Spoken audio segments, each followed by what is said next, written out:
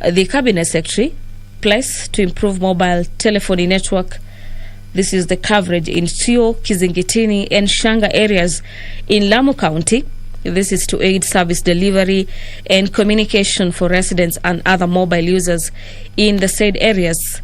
And could the Cabinet Secretary further explain the measures the ministry has put in place to upgrade the existing networks to 4G in Lamu County, and further provide timelines for this upgrade? Questions by member for Lamu County will be replied before the Departmental Committee on Communication, Information and Matters Innovation. Bishop Kawira Mwangaza, who happens to be the member for Meru County, will be asking the Cabinet Secretary for Gender as well as Senior Citizen Affairs the measures the ministry has put in place to ensure that the youth in Meru County access employment opportunities and are also economically empowered. The member will also be seeking to understand the measures that have been put in place by the ministry to ensure seamless employment transitions. This is in all government institutions to enable youth to access as well as gain employment opportunities across the country. Questions by Honorable Kawira Mwangaza will be replied before the Departmental Committee on Matters Labour and Social Welfare. The business of the House is just about to commence with the entry of the National Assembly Speaker Justin Muturi into the chambers. I'll now be handing over for the live broadcast. My name is Gladys Mungai. Enjoy your viewing and good afternoon.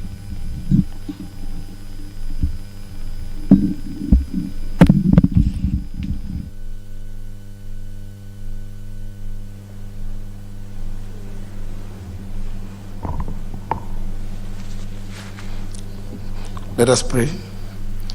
Almighty God, who in your wisdom and goodness have appointed the office of leaders and parliaments for the welfare of society and the just government of the people, we beseech you to behold with your abundant favor us, your servants, whom you've been pleased to call to the performance of important trusts in this republic.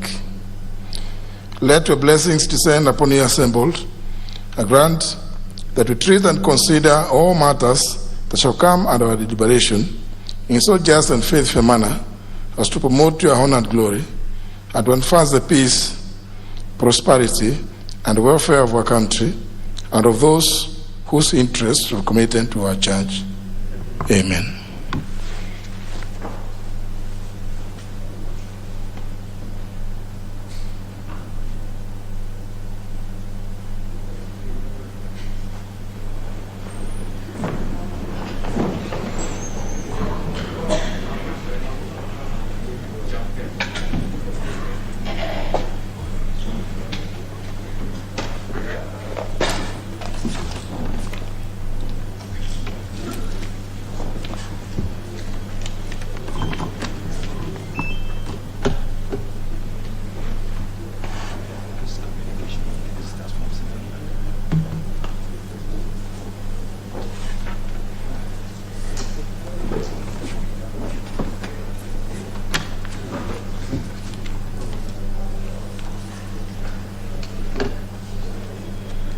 Coming in.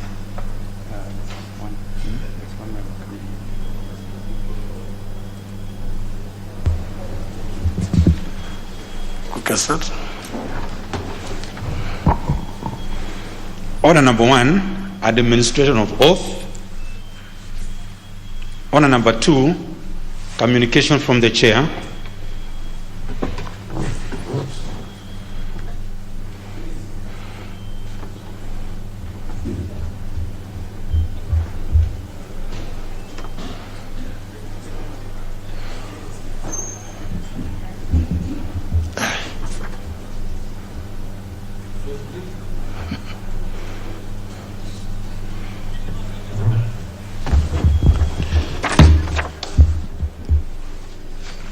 Honourable members, I wish to introduce to you 2 delegations from the parliaments of Zimbabwe and the National Assembly of the Gambia, seated at the Speaker's row.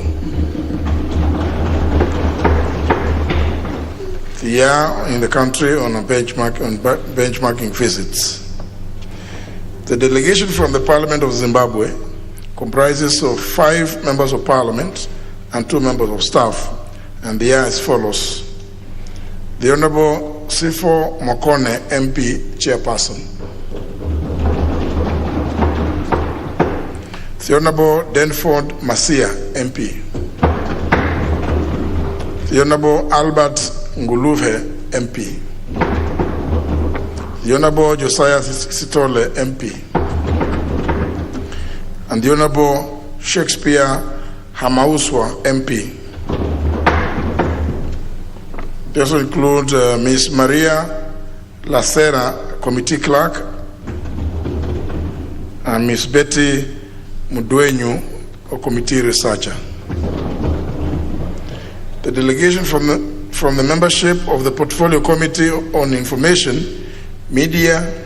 The delegation is drawn from the membership of the Portfolio Committee on Information, Media and Broadcasting in their parliament, as in the country, to learn and share experiences on legislation and operationalization of community radio stations. Now, members, the second delegation from the Gambia is comprised of the 5 senior staff from the National Assembly as follows. 1, Momodu A. Sise, Clerk of the National Assembly. Mr. Daniel Kondos, Deputy Clerk, Legislative Business. Mrs. Isatou Kasama, Director, Research and Library. Mr. Gibairu Jane, Director, Communications. And Mr. Alagie Dumbuya, Director, Hansant. All members, the delegation is the country to learn the operations of the National Assembly of Kenya, including the management of funds as an independent and autonomous institution, as well as the mechanisms Parliament has put in place for engaging the National Treasury, among other areas. On my own behalf and that of the House, I wish to welcome the 2 delegations to the National Assembly and to wish them fruitful engagements during their stay in the country. I thank you.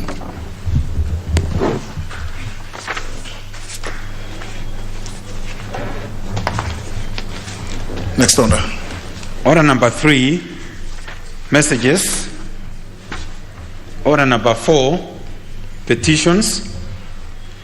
Order number 5, papers. Leader of the Majority Party. Honorable Speaker, I beg to lay the following papers on the table of the House. Today, Tuesday, November the 16th of 2021, afternoon sitting.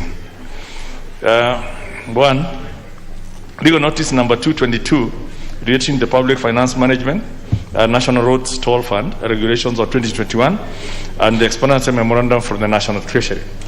Number 2, the biannual report for the period January to June 2021 from the Commission on Administrative Justice. Number 3, the Kenya Bankers Association Total Tax Contribution Report for the years 2019 and 2020.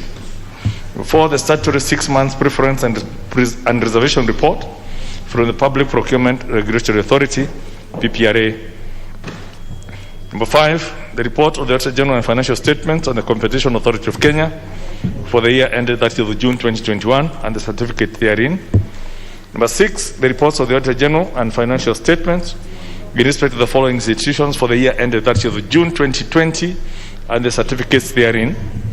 The first one is the Kenya National Commission for UNESCO, the Cooperative University of Kenya, Kenya Revenue Authority, Revenue Accountability Statements, and the Kenya Revenue Authority. Number 7, the reports of the Auditor General for the financial statements in respect to the following institutions for the year ended 30th of June 2020 and the certificates therein, Maseno University and Dia Technical and Vocational College.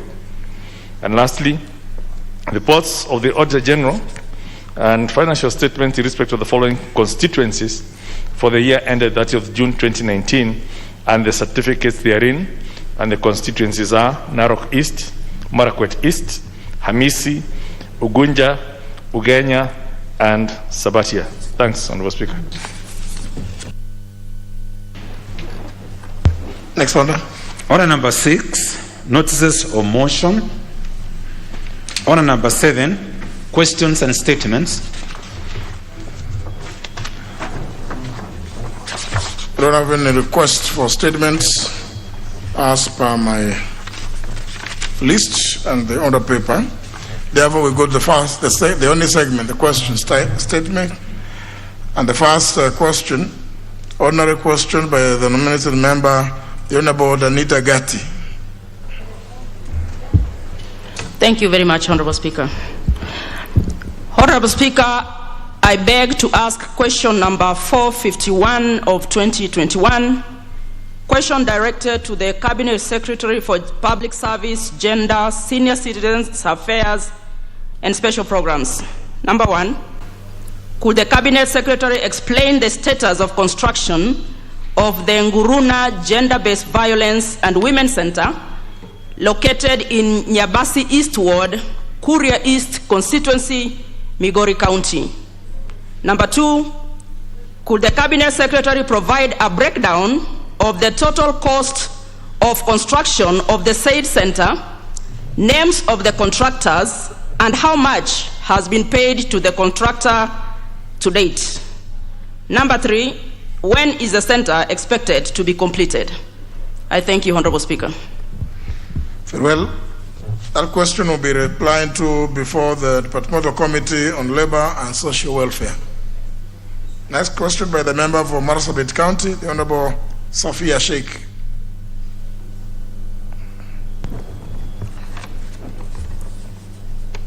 Thank you very much, Honorable Speaker.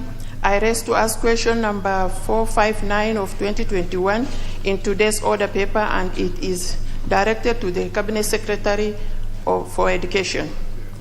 Question number 1, what step is the ministry taking to ensure that children from pastoralist communities in arid and semi-arid land areas get equal access to education similar to the quality available in the rest of the country?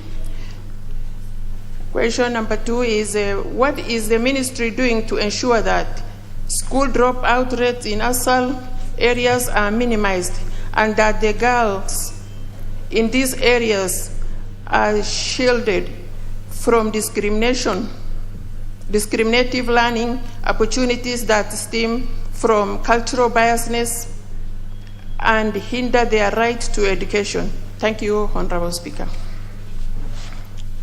That question will be replied to before the Departmental Committee on Education and Research. Third question by the member for Rongo, the Honorable Paul Abur. Thank you, Mr. Speaker. I rise to ask question number 464 of 2021. My question is directed to the Cabinet Secretary for Education. Could the Cabinet Secretary explain why casual workers at Rongo University are yet to be confirmed in appointment despite having worked in the institution for over 5 years, and further state the timelines within which they shall be confirmed in appointment? Number 2, could the Cabinet Secretary provide a detailed list of permanent employees of Rongo University and their sub-counties of origin, and further state the proportion of the local community engaged in the university? Thank you, Mr. Speaker. The question will be replied to before the Departmental Committee on Education and Research. The next question is by the member for Lamu County, the Honorable Captain Retired Ruenda Obo. Mr. Speaker, I'm not retired. Okay, then you may be the one that will say you are tired. I'm neither tired. Whenever I want to fly, I'll go and renew my license. You are therefore neither retired nor tired. Yes, Mr. Speaker. Very well, very active pilot. Active, representing my people. Okay. Thank you, Mr. Speaker, for giving me this opportunity to ask question 474/2021 to the Cabinet Secretary for Information, Communication and Technology, Innovation and Youth Affairs. 1. Could the Cabinet Secretary explain measures that the ministry has put in place to improve mobile telephony network and coverage at CU, Kizingitini, Shanga areas in Lamu County to aid in service delivery and communication for the resident and other mobile users in the said area. 2. Could the Cabinet Secretary further explain measures the ministry has put in place to upgrade the existing network to 4G in Lamu County and further provide timelines for this upgrade? Thank you, Mr. Speaker. The question will be replied to before the Departmental Committee on Communication, Information and Innovation. The next question is by the member for Meru County, the Honorable Bishop Kawera Mwangaza.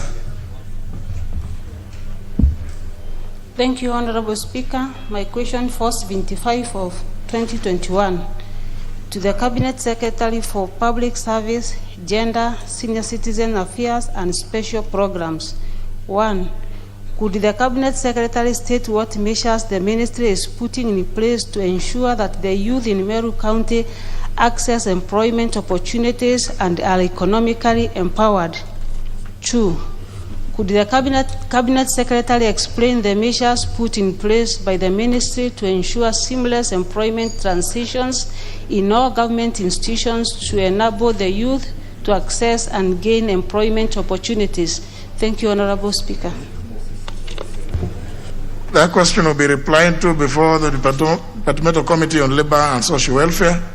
The next question is by the member for Oljoro Rock, the Honorable Michael Muchira.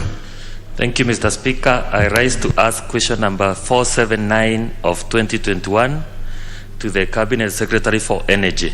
1. Could the Cabinet Secretary explain the delay in metering of over 25 projects undertaken by Rural Electrification and Renewable Energy Corporation, RELEC, and Transformer Densification Program in Orojorok constituency? And 2, within what time frames shall the project be metered? Thank you, Mr. Speaker. The question will be replied to before the Departmental Committee on Energy.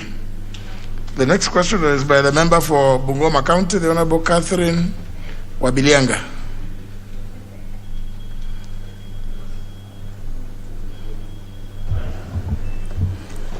Thank you, Honorable Speaker.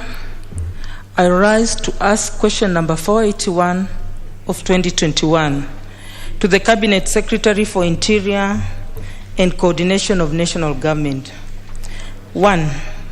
Could the Cabinet Secretary explain the status of investigations into the rape case and murder of one Miss Eunice Nandako Nasimiu of ID number 2358-2058, who was found dead in a neighbor's house on the 18th of October 2021 at Matili Village, South Kurisiru/Malakisi Ward?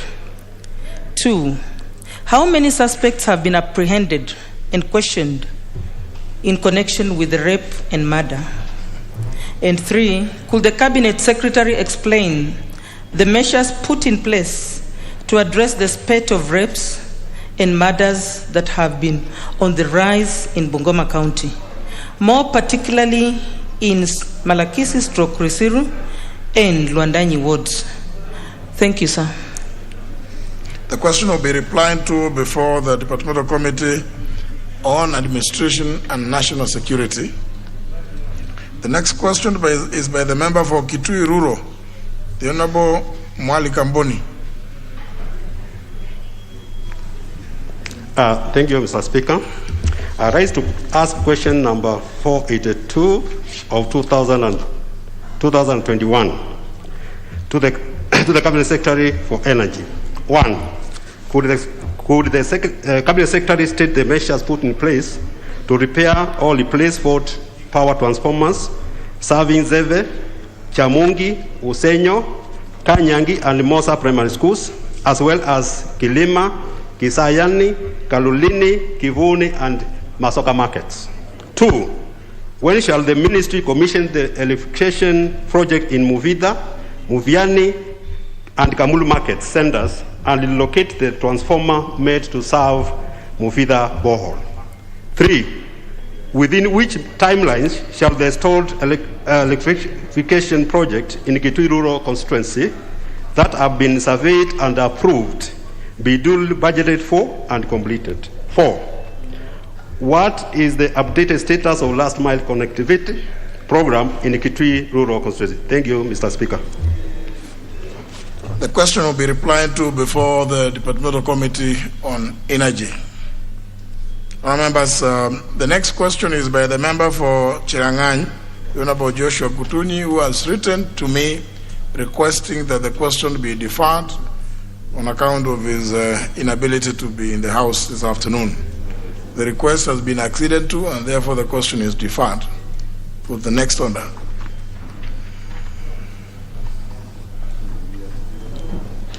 Order number 8, report on implementation status on an inquiry into complaints of environmental pollution by London Distillers Kenya Limited.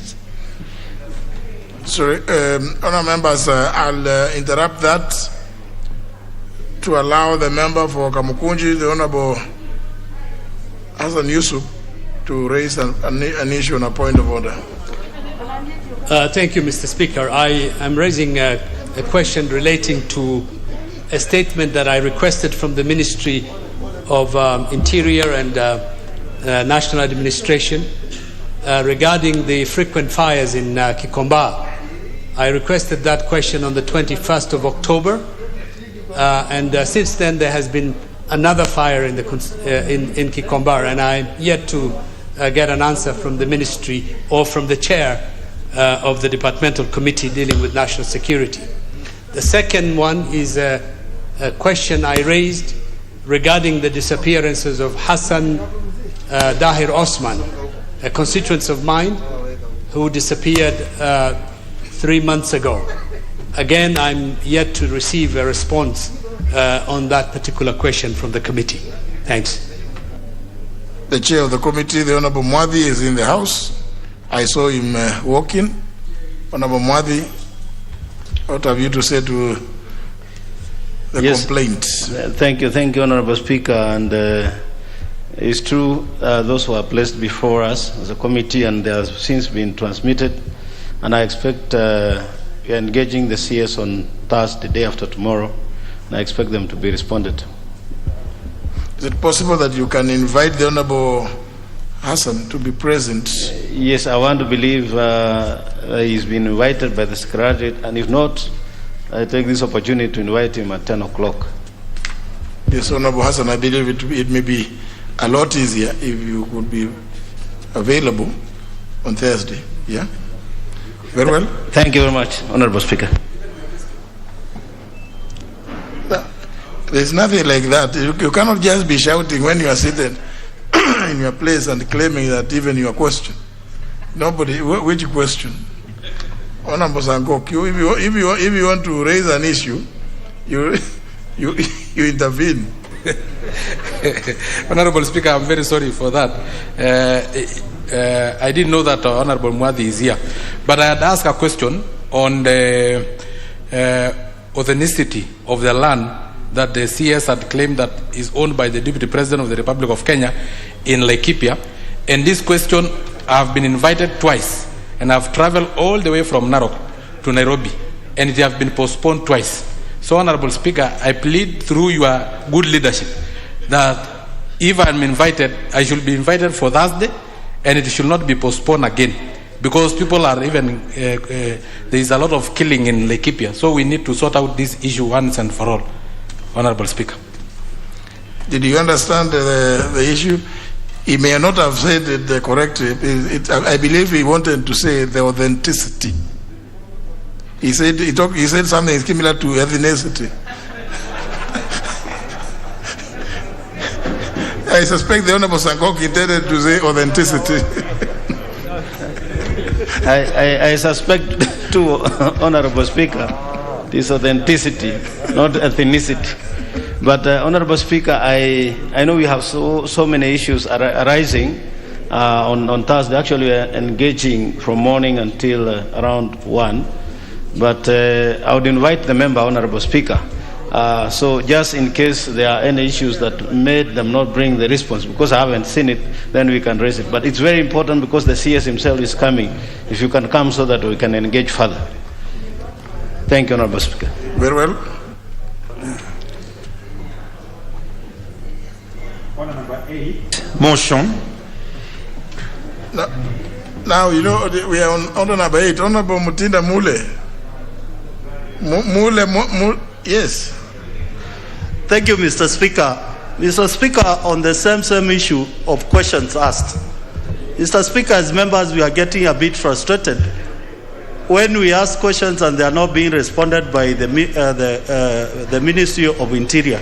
Mr. Speaker, you know very well I asked a question of a boy who disappeared in Tala in the name of Abakar Muli, and you referred that question to the Committee of Internal Security chaired by Honorable Mati. Mr. Speaker, I appeared before the committee with the CAS and she promised to give an answer within a week. Mr. Speaker, it is quite becoming of this ministry because since that day, up to today, I've gone to the same committee to see whether they have responded, and Mr. Speaker, there is no response. The family is waiting for an answer for their lost one. The family is waiting for justice. The family is extremely traumatized because they cannot understand a question is put in the floor of the house to know the disappearance of a young man just like the boys in Embu.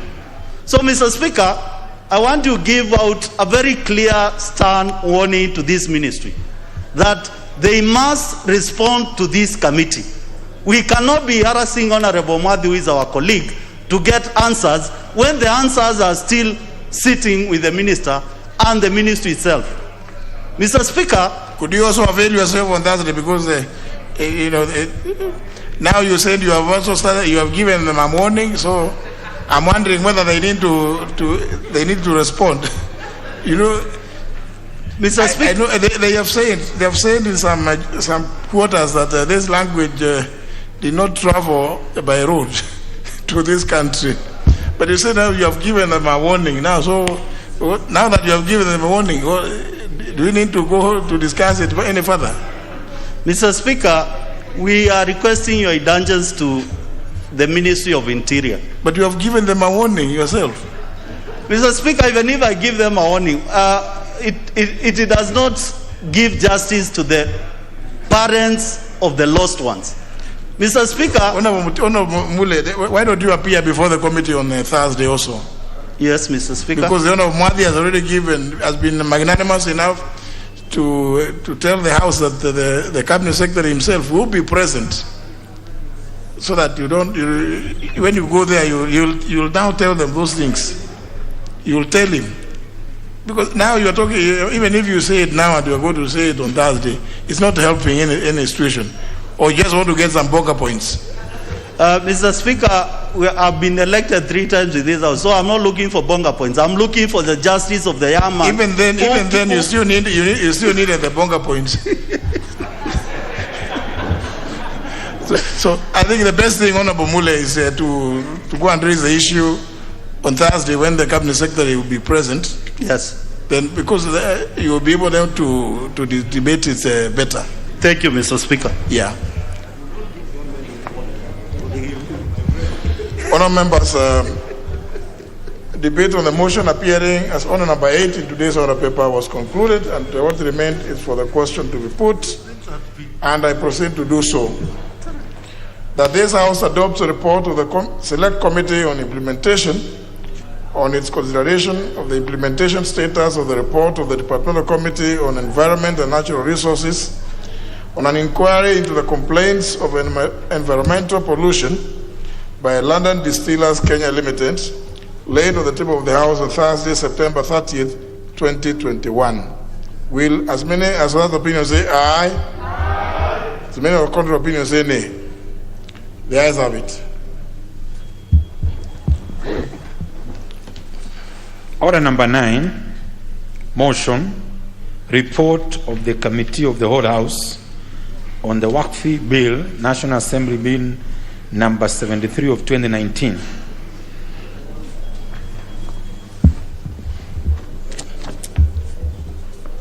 Can you be in the house, please, Honorable Atandi?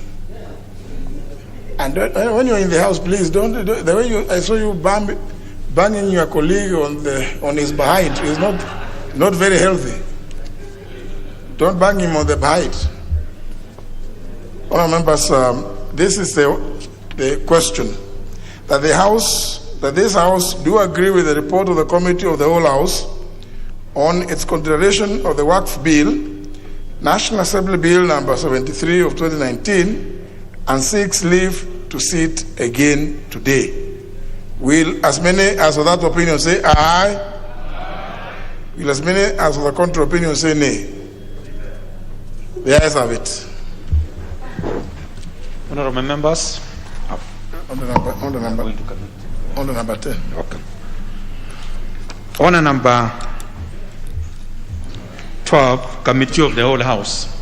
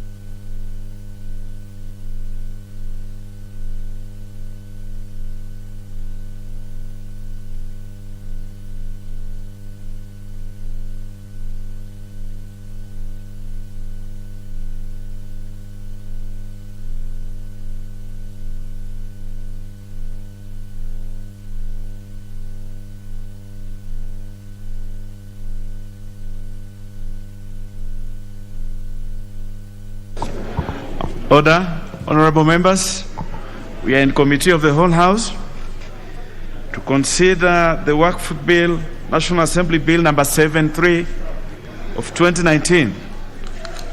Honorable members. We are starting from? Yes. Four.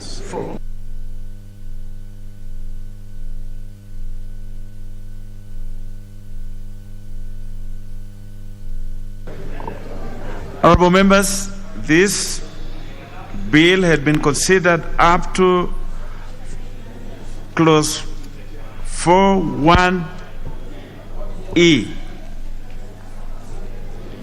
Yes? D. Had been considered up to 4.1d. We shall commence from clause 4.1e.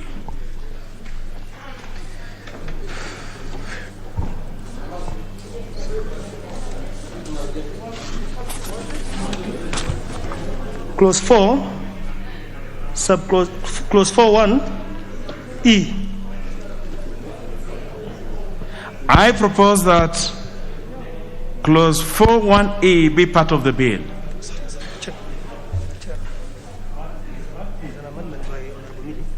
There is a proposed amendment by the Honorable Millie, whom I don't seem to see today.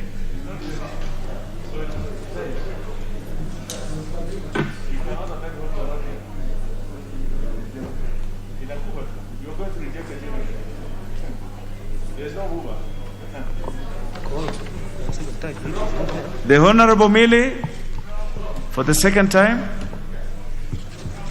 that proposed amendment then stands dropped.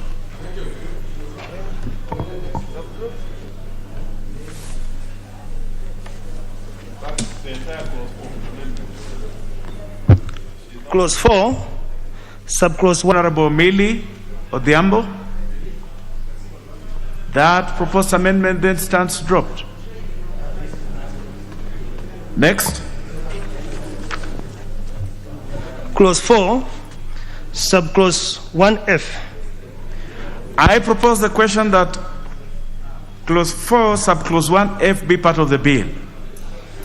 amendment by Millie. There is a proposed amendment by the same Honorable Millie. The Honorable Millie Odhiambo. That clause therefore stands dropped. Next. I think you just...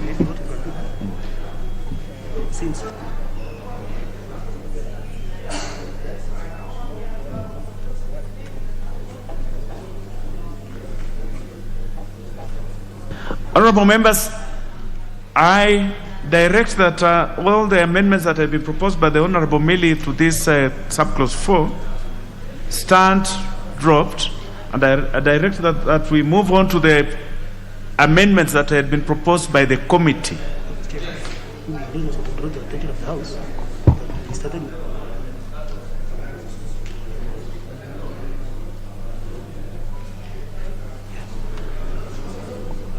So we will move on to the proposals that had been made by the committee. We had to start with the proposal that had been made by the Honorable Millie because she was proposing to delete the proposals by the committee. That is why we had to start with the one by the Honorable Millie. So we shall now move on to the proposals by the committee in regard to clause 4. Yeah, Chair. The Chair.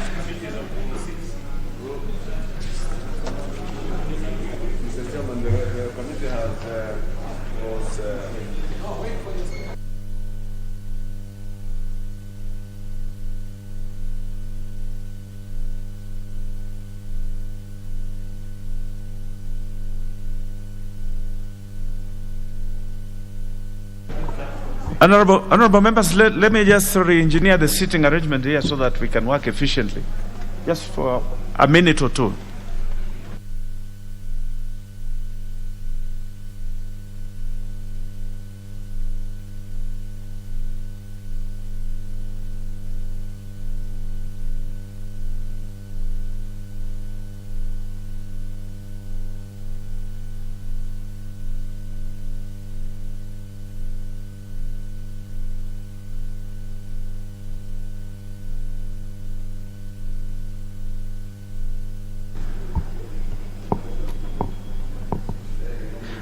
Honorable members, we are ready now to go on with this committee of the whole House. On the same clause 4, there are proposals for amendment by the Honorable Duale. So we shall proceed to the proposals by the Honorable Duale.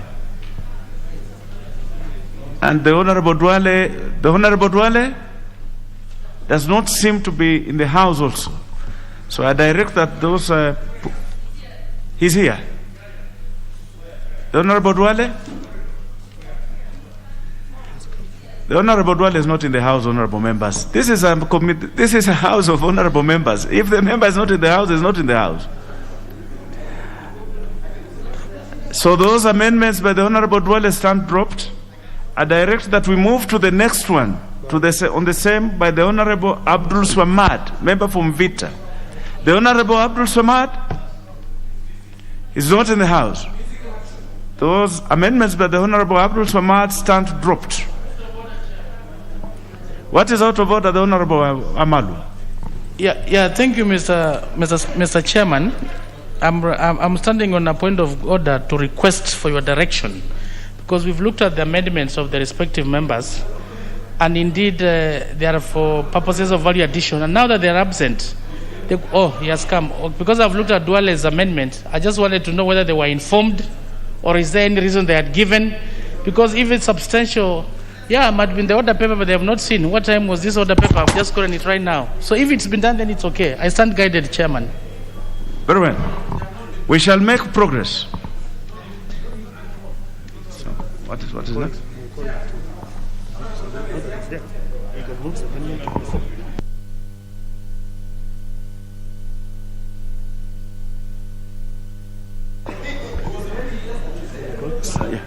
Clause 5. I propose the question that clause 5 be part of the bill. Honorable Duale, your proposals had already been dropped, unfortunately.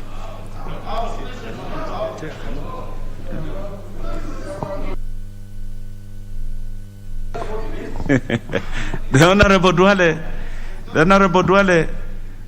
we had directed that your proposal be dropped, but I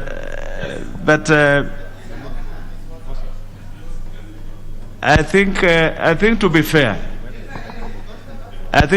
now that we are here, and we had not yet moved to the next clause, I will allow you to move your amendment. The Honorable Duale, we will consider your amendments. Thank you, Mr. Chairman, and our senior panel of the Speaker. Thank you very much. I was rushing, and I think the leader of majority. So, Chair, I beg to move that clause 4 be amended as provided in the order paper, and it's a small amendment instead of practice. Practice is anything. So I just say we substitute practice with the word law, because we are dealing with both the legislative law here and the Islamic law, which this Waqf is based on. I beg to move. Honorable members, I propose the question that clause 4 be amended as proposed by the Honorable Duale.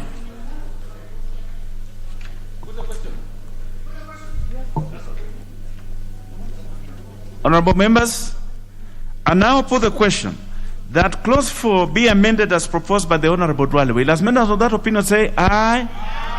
Will as members of our current opinion say nay? The ayes have it. I now put the global question that clause 4 as amended be part of the bill. Will as members of that opinion say aye? Will as members of our current opinion say nay? The ayes have it. Clause 5. I propose the question that clause 5 be part of the bill. There is no amendment to this. I now put the question that clause 5 be part of the bill. Will as members of that opinion say aye? Will as members of our current opinion say nay? The ayes have it. Clause 6. I propose the question that clause 6 be part of the bill. There is an amendment by the chair.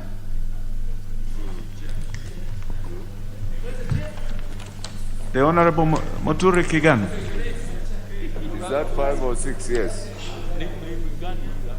Yes, Mr. Chair,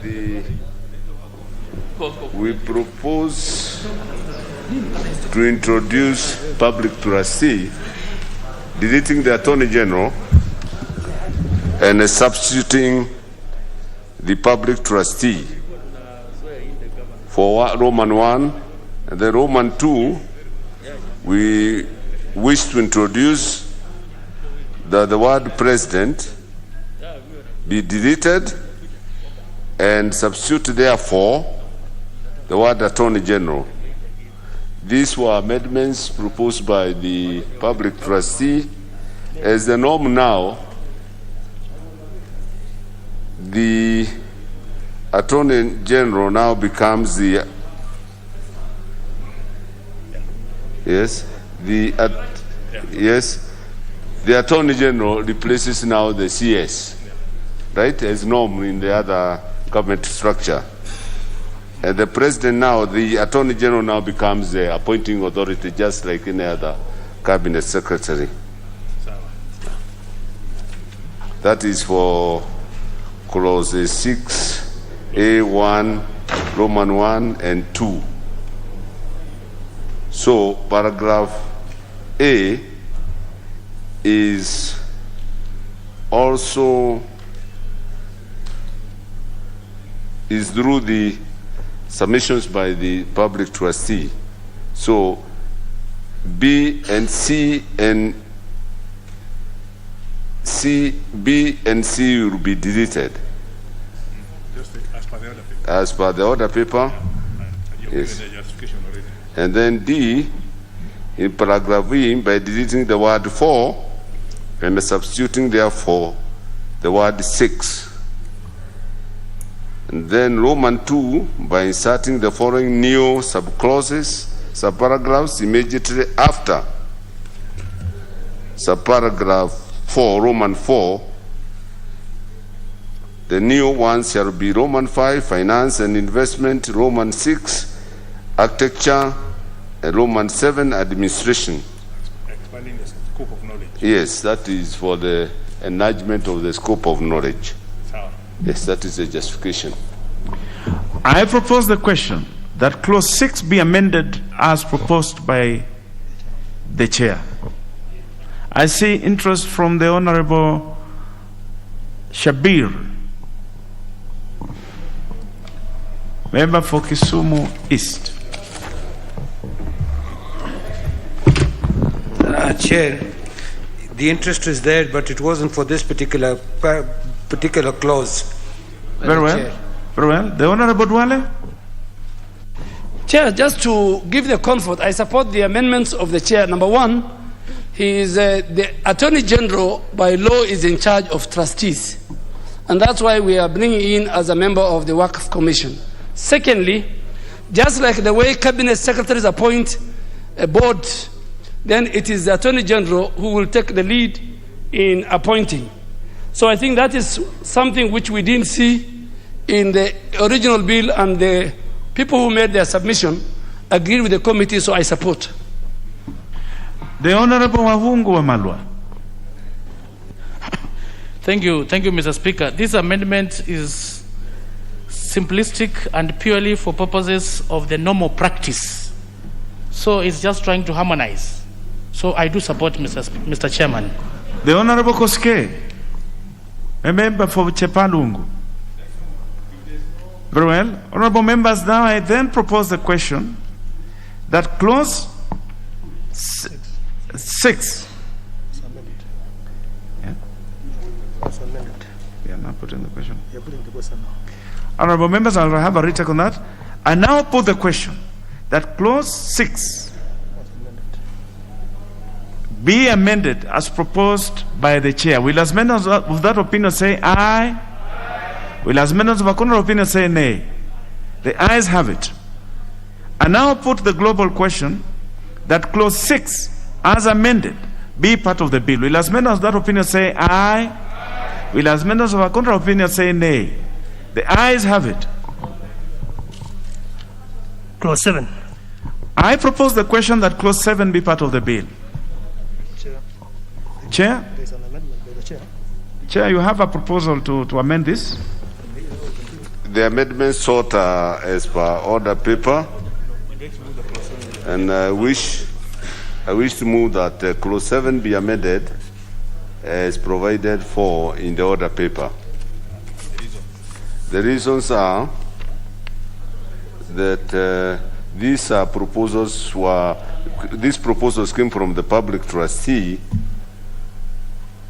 and yes, just changing president and attorney general to CS as a CS, and the president becomes attorney general, and then again is inserting one's knowledgeable in the Sharia law. These are very formal small amendments. They don't change the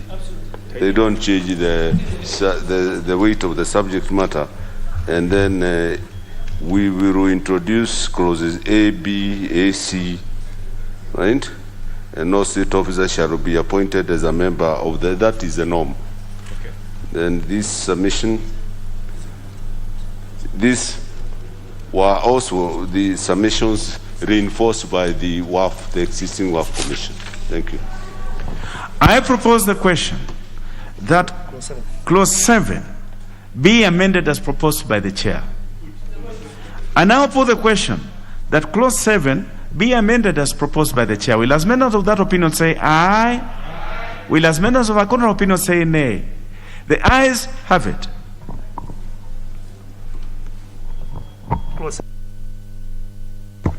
Clause 8. I propose the question that clause 8 be part of the bill. Chair, you have a proposal here? The same again as per the clause 8 be amended as via the order paper. Justification is amendments increase the functions of the commission to include training of trustees and creating awareness on the existence of the and the functions of the WAF. I propose the question that clause 8 be amended as proposed by the chair. I now put the question that clause 8 be amended as proposed by the chair. Will as many of that opinion say aye? Will as many of our contrary opinion say nay? The ayes have it. The Honorable Dwale, what? Chair, I thought clause 8 Yes. was one of the clauses that the Speaker ruled on the matter of Hajj. Yeah. Clause 8. No, just relax. No, the committee was amending clause 8 by inserting new paragraphs immediately after paragraph H. And if you go to HD, there was GA after paragraph G. There's GA, there's GB, there's GC, there's let me finish. So okay, so the new order paper has removed. Chair, I'm very sorry. Today's I had the old order paper. No, Today's order paper. I am very sorry because I had to be very particular to make sure that I am safe. No, you're absolutely Thank you, Chair. right. But what was dropped was by the Honorable Abdul Swamad. So let's make progress. Was the global question? Put the question now. Yes, honorable members, let us finish that business. We are now putting the global question that clause 8 as amended be part of the bill. Will as many of that opinion say aye? Will as many of our contrary opinion say nay? The ayes have it. Thank you. Clause 9. I propose the question that clause 9 be part of the bill. Chair, there is a proposal by you. Yes, I hope Honorable Dwale will not be over enthusiastic. Just like usual. 9 again, Mr. Chair, is I would like to move as provided per order paper, and this is another very formal small amendment that the commissioners serve on a part-time basis. This is submission by the QAF, the existing QAF commission itself. This will clarify that members shall serve on part-time basis. I propose the question that clause 9 be amended as proposed by the chair. And chair, the Honorable Dwale,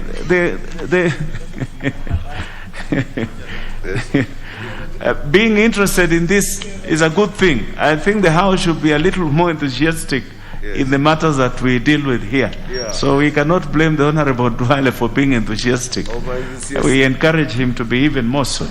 I see interest here from the Honorable Raso Ali, member for Saku. Thank you very much, Honorable Chair.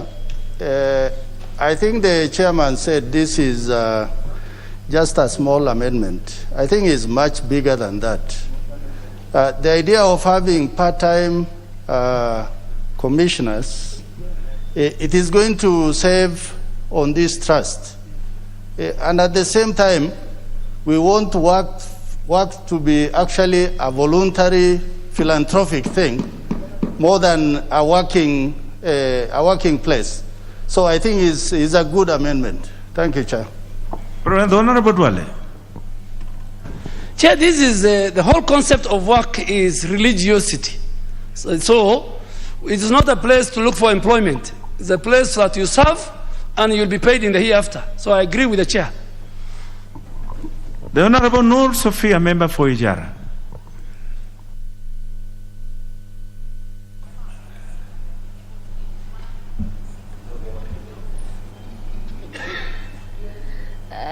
Thank you, Chair. Chair, I agree.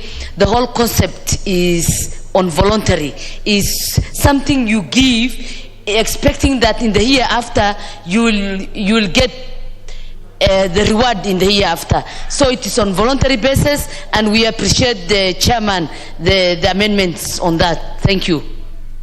Honorable members, allow me then to put the question, propose the question.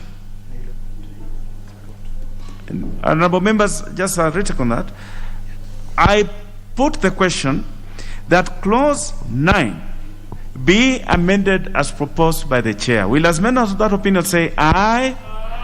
Will as many of our contrary opinion say nay? The ayes have it. I now put the global question that clause 9 as amended be part of the bill. Will as many of that opinion say aye? Will as many of the contrary opinion say nay? The ayes have it. Clause 10. I propose the question that clause 10 be part of the bill.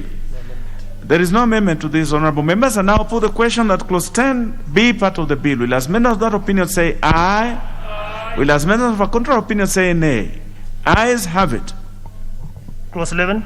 I propose the question that clause 11 be part of the bill. There is a proposal here by the chair. We wish to amend this clause as provided for, clause 11 as provided for in the order paper, and this is just inserting the ones that the Director General shall be drawn from a reputable private institution at the end of the paragraph by inserting a new clause immediately thereafter. The Director General shall be the Secretary of the Commission. That's all. This proposal emanated from Jamia Mosque. I propose the question that clause 11 be amended as proposed by the chair. The Honorable Chris Wamalwa. Thank you, Mr. Chairman. I do support, and in most cases, ordinarily the Director Generals are normally secretaries of the Commission. So it's just to harmonize with the practice.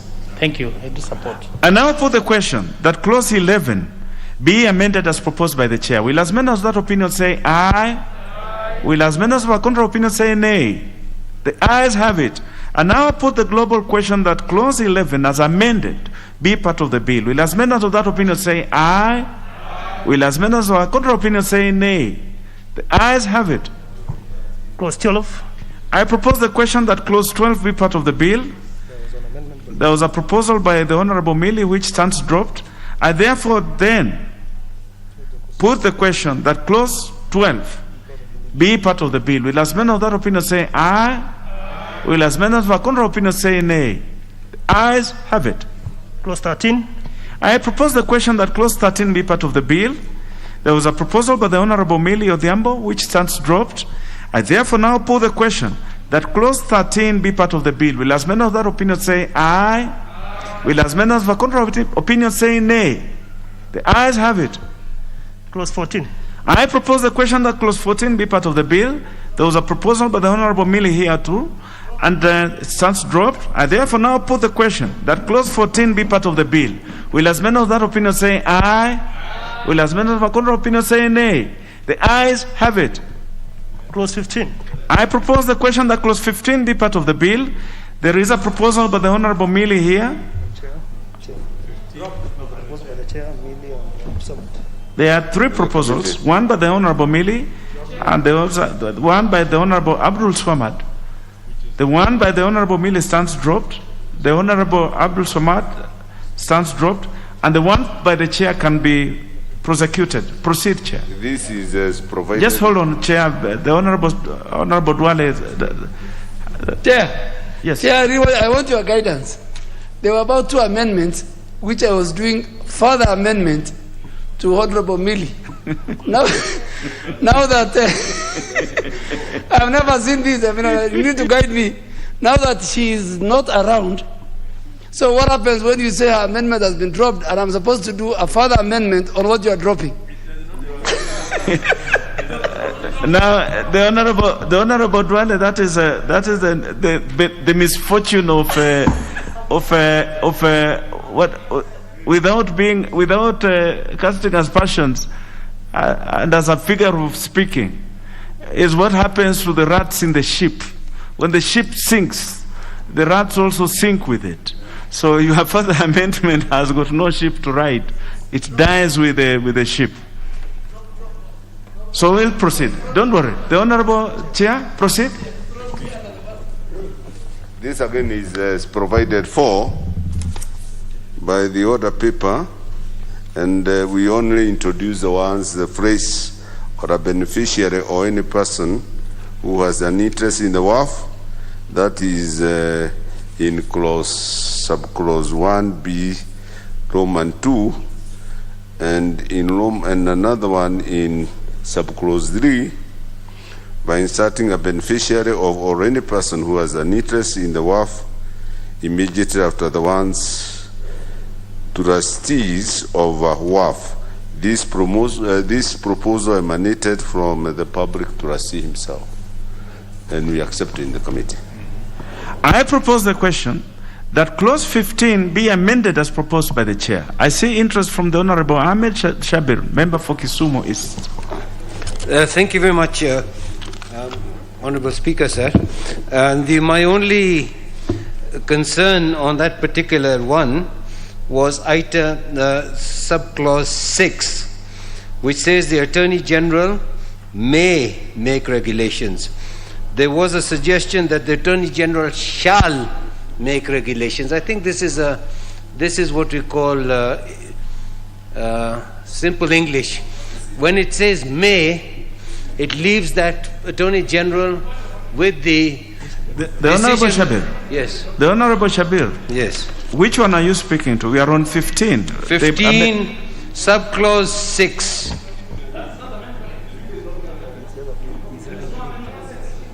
You are looking at the bill itself.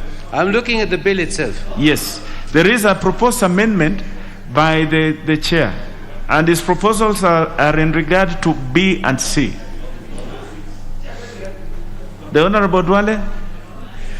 Chair, number one, we are dealing with the amendment by the chair in subclause 1B and I think 3. What the chair is, and I support, is that in the event a beneficiary or anybody else who has an interest in that particular waqf, he can ask for an inquiry. You know, there are people who will mess up this noble idea. So the chair is that a very, very good amendment, that the beneficiary or anybody else within that who have an interest in that particular waqf can raise and ask for an inquiry to be conducted in order or initiate an inquiry on the operation of the waqf. So, Honorable Shakil, what is in the bill you are reading, clause 6, the chair is not amending. Nobody is amending. And if you had an issue, you should have come with an amendment. But it's good he has raised it. Honorable members, allow me then to put the question that clause 15 be amended as proposed by the chair. Will as many of that opinion say aye?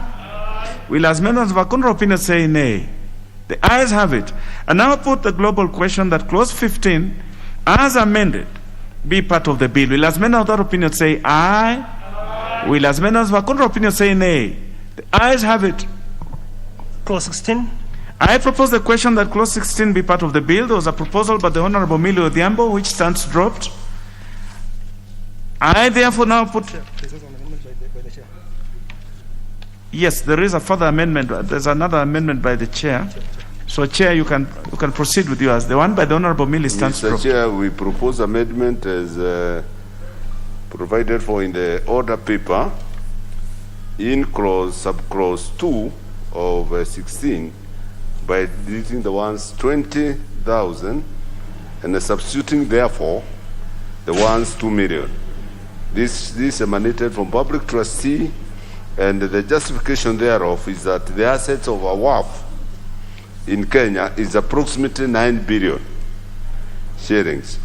Therefore, a penalty of 20,000 for not producing documents by a trustee is very low and not commensurate to the base. So there is need to enhance this penalty to 2 million. I propose the question that clause 16 be amended as proposed by the chair. The Honorable Dwale? Chair, I think I support this amendment because, you know, we need men and women of integrity. At 20,000, then busybodies can come and squander this money and take off. So they must see that if you don't keep the right books, if you don't keep the right documentation, then the fine will be 2 million. So this is a very, very good amendment. I support the chair. The Honorable Raso Saku, member for Saku. Thank you, Chair. I think this is a safeguard and also a deterrence, because this is money that can easily be stolen. But once we put the threshold that high enough, then it puts in place measures that these funds are safeguarded. Thank you. I put the question that clause 16 be amended as proposed by the chair. Will as many as that opinion say aye? Will as many as for contrary opinion say nay? The ayes have it. And now put the global question that clause 16 as amended be part of the bill. Will as many as that opinion say aye? Will as many as for contrary opinion say nay?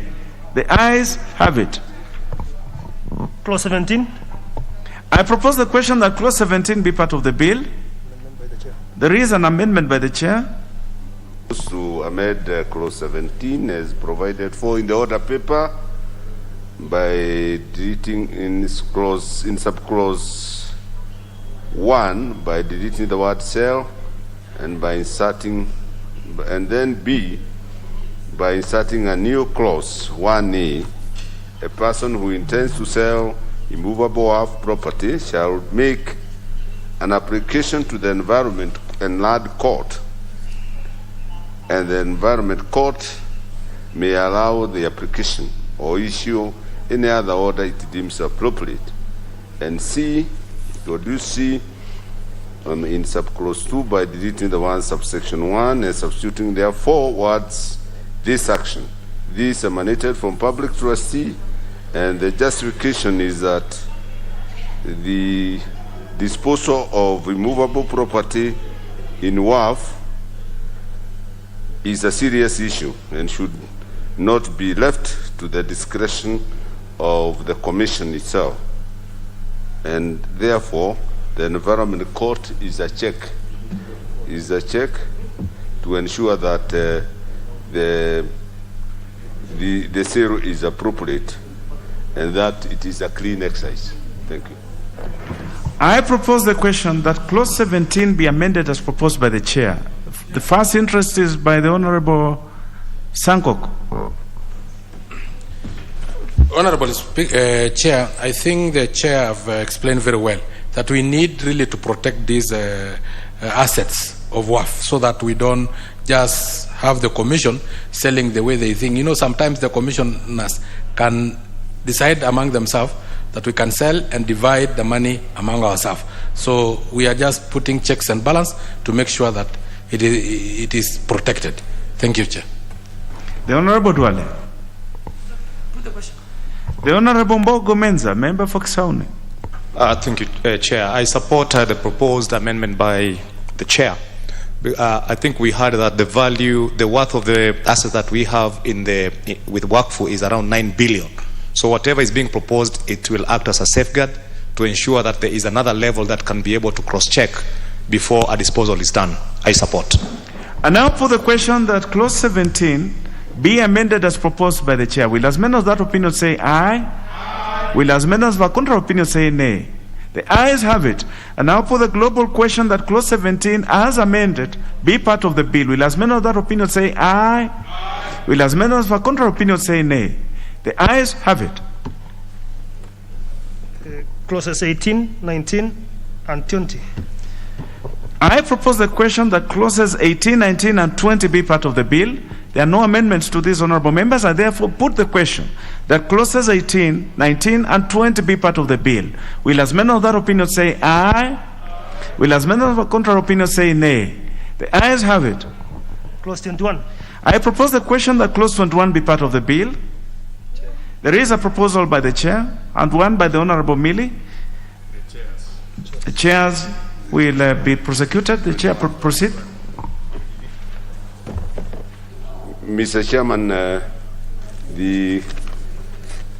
we propose to delete this clause as provided for in the order paper, and the justification is that a WAF is an endowment of property or cash by a WAF in his or her lifetime, and claimed assets of deceased persons held by public trustee should be universally applicable in national laws and no preference treatment.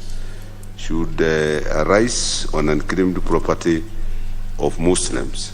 This is right. This is in light of the fact that the deceased did not express his or her desire to donate her property as a charitable for charitable purposes during his or her lifetime. Thank you. I propose the question that clause 21 be deleted as proposed by the chair. I now put the question that clause 21 be deleted as proposed by the chair. Will as many of that opinion say aye? Will as many of the contrary opinion say nay? The ayes have it. Clause 22. I propose the question that clause 22 be part of the bill. There's no amendment to this, honorable members. I therefore put the question that clause 22 be part of the bill. Will as many of that opinion say aye? Will as many of the contrary opinion say nay? The ayes have it. Clause 23. What is out of order, the Honorable Dwale? Chair, let me go on record because Honorable Millie is calling me, and you know, as a ranking member, there's nothing I can do. She's telling me to go slow. So can I go on record that at least I have made the request to you that that she's in a traffic? No, I just want, as a decent leader, you know, I want to go on record that she's contrary to the standing orders. The Honorable Dwale, you know very well you're out of order.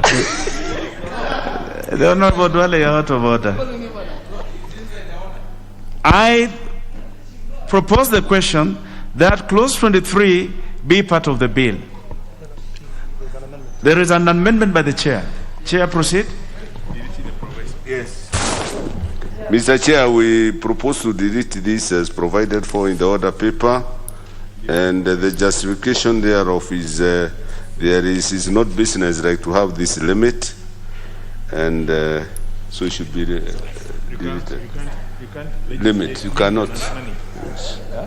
Yes. I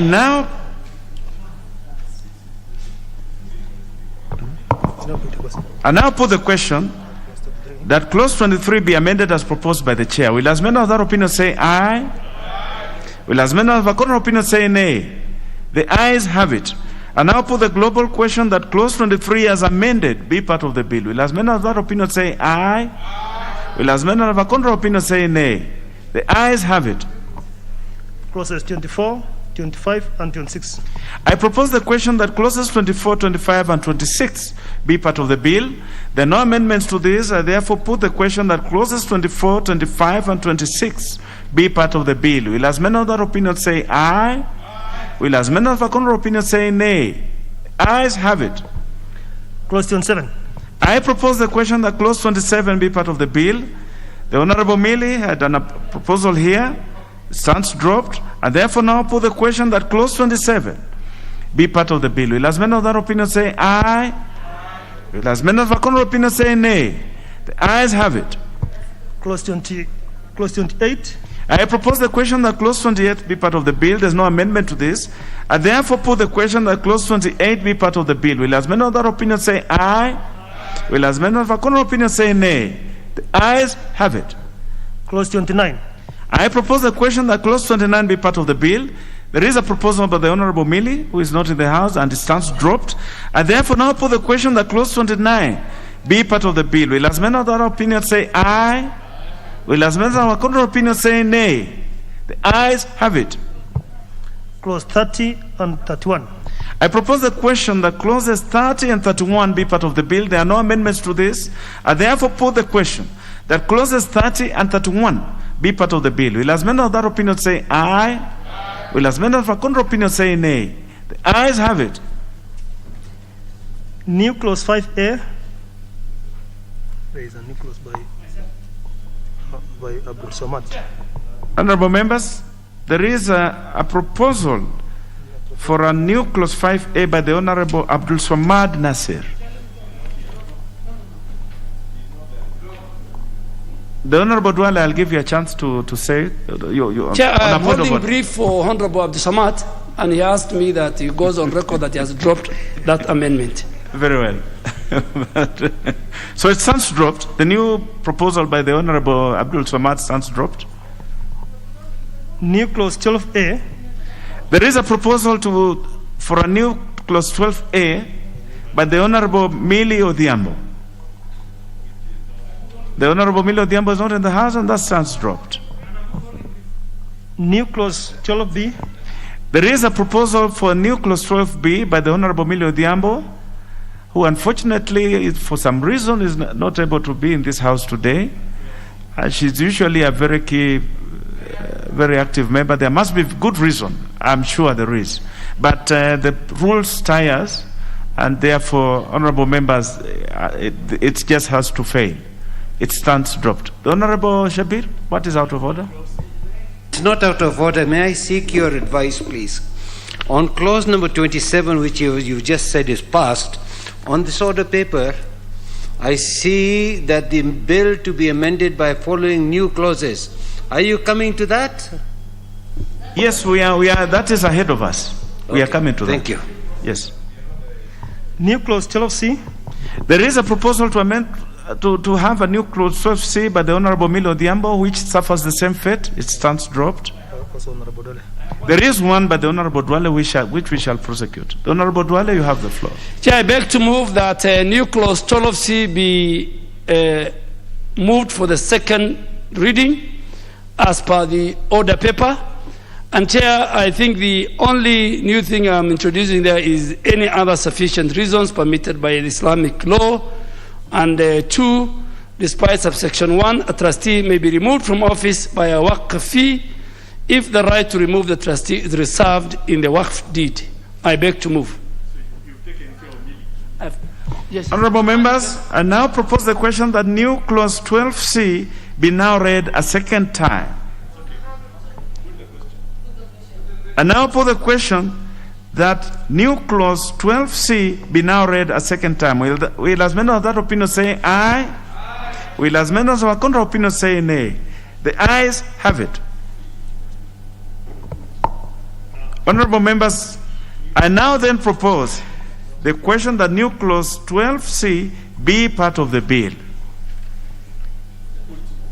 I see that members are comfortable with that. I now put the question that new clause 12C be part of the bill. Will as many of that opinion say aye? Will as many of our contrary opinion say nay? The ayes have it. New clause 27A. Yes, there is a proposal by the chair. Chair, proceed. Mr. To Chairman, second reading. I beg to move that 27A, new sections 27A, 27B, and 27C be read second time. Chair, I advise that you prosecute them one after the other. You start with A, yes. Then you shall move to B and C. So just deal with A first. Thank you. I seek your advice. Now I move that this 27A, the bill be amended by introducing section 27A, right? But be amended by introducing new 27A. It says a beneficiary of a WAF shall at all reasonable times be entitled to information about the WAF, including the senior, inspection. the honorable Muturi, my senior. Yes. You need to say you are moving to second reading. Those words need to go on record. I beg to move that. Yes. I had introduced the omnibus, but yes, I'm comfortable with your advice. Then yes. Let me introduce it again. Yes. That I beg to move this amendment that clause 27A, new clause 27 section. New clause 27A is a section. No, new clause. Yes. All right. It's not yet a section. It is a clause. I said collected that new clause 27A be introduced and inserted. Be now read a second. And be read a second time. Then that's why. The reason for this is, in fact, is reinforcing the right to information as provided for in the Constitution. I propose the question that new clause 27A be now read a second time. I see interest from the Honorable Sankok. The Honorable Millie, you have just walked in. You are just take a seat and you will have an opportunity to say something. The Honorable Sankok. Honorable Chair, with others in this chamber, we do support because information is power. So put the question. Honorable members, I now put the question that new clause 27A be now read a second time. Will as members of that opinion say aye? Aye. Will as members of a contrary opinion say nay? The ayes have it. And now put the question that I propose, yes, we are now moving to third reading. I now propose the question that new clause 27A be part of the bill. I now put the question that new clause 27A be part of the bill. Will as members of that opinion say aye? Aye. Will as members of a contrary opinion say nay? The ayes have it.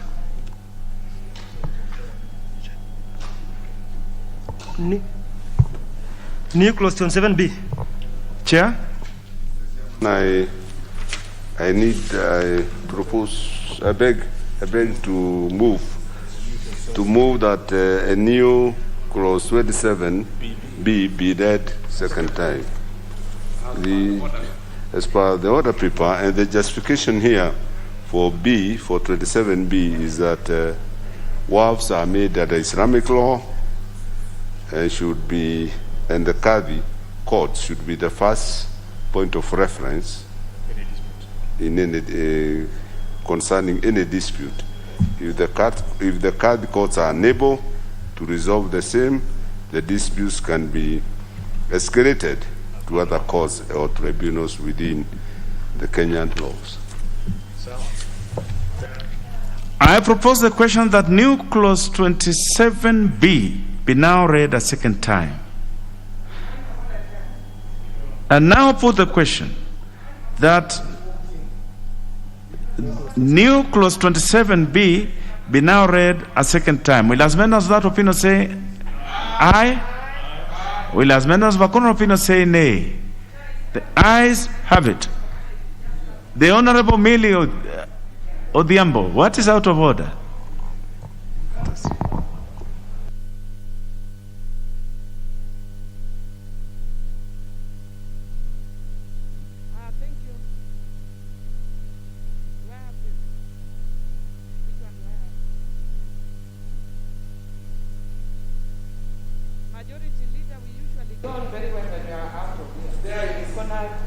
Honorable Millie, use the mic to your left.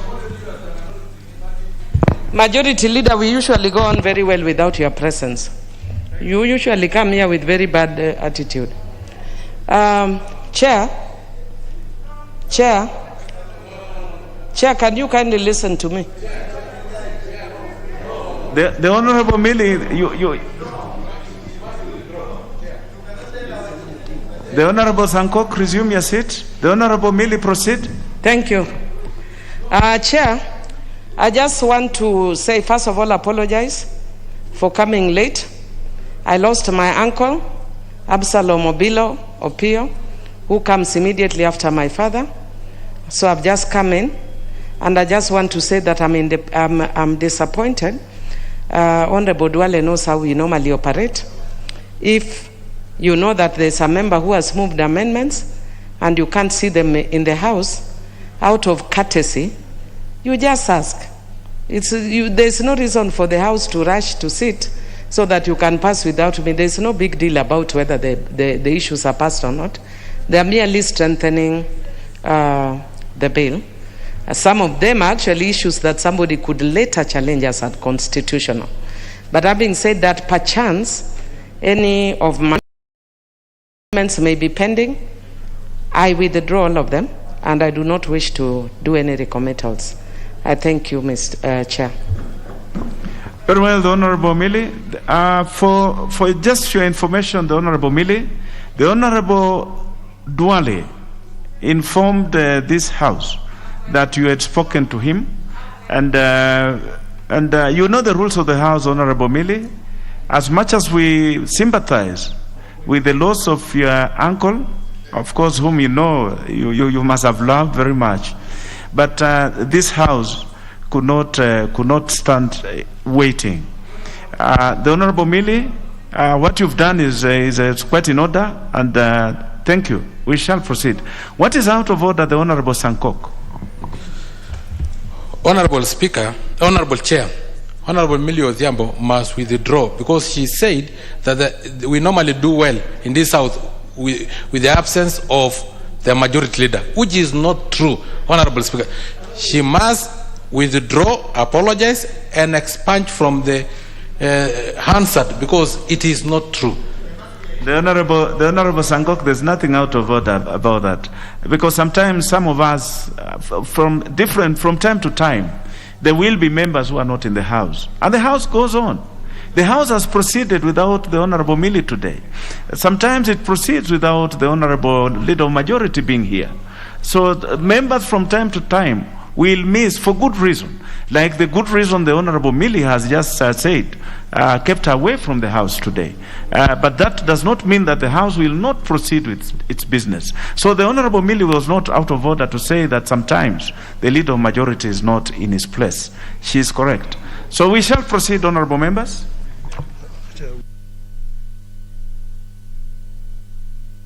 Honorable Members, allow me then to put the question, to propose the question that new clause 27B be part of the bill. Will as many of that opinion say aye? Aye. Will as many of that opinion say nay? The ayes have it. And now put the global question that new clause 27B be part of the bill. Will as many of that opinion say aye? Aye. Will as many of that opinion say nay? The ayes have it. New clause 27C. Chair, you have a proposal to this? New Yes. clause 27C. I wish to move that the new clause 27C be read a second time. Is provided for in the order paper that the income shall not be subject to tax, but the justification thereof, this is WAF is charitable in nature, and the employees of the WAF Commission are not exempt from taxation. It's only the WAF itself that is charitable in nature and not subject. Like any other charity is not subject. It's clear. Mr. Chair, I am being disturbed by the deputy leader of... No, it's okay. Loud enough. I have, normally I don't like to disrespect this ranking member, but I was doing some consultation today with the leader of majority. He's talking to himself. No, he is disrupting the honorable senior, just proceed. Don't worry about the. Yes. So don't worry about the honorable Gwenye. That is a justification that again, if I repeat, because I was being distracted, that the WAF is charitable in nature, so is exempt. Is being exempt from income.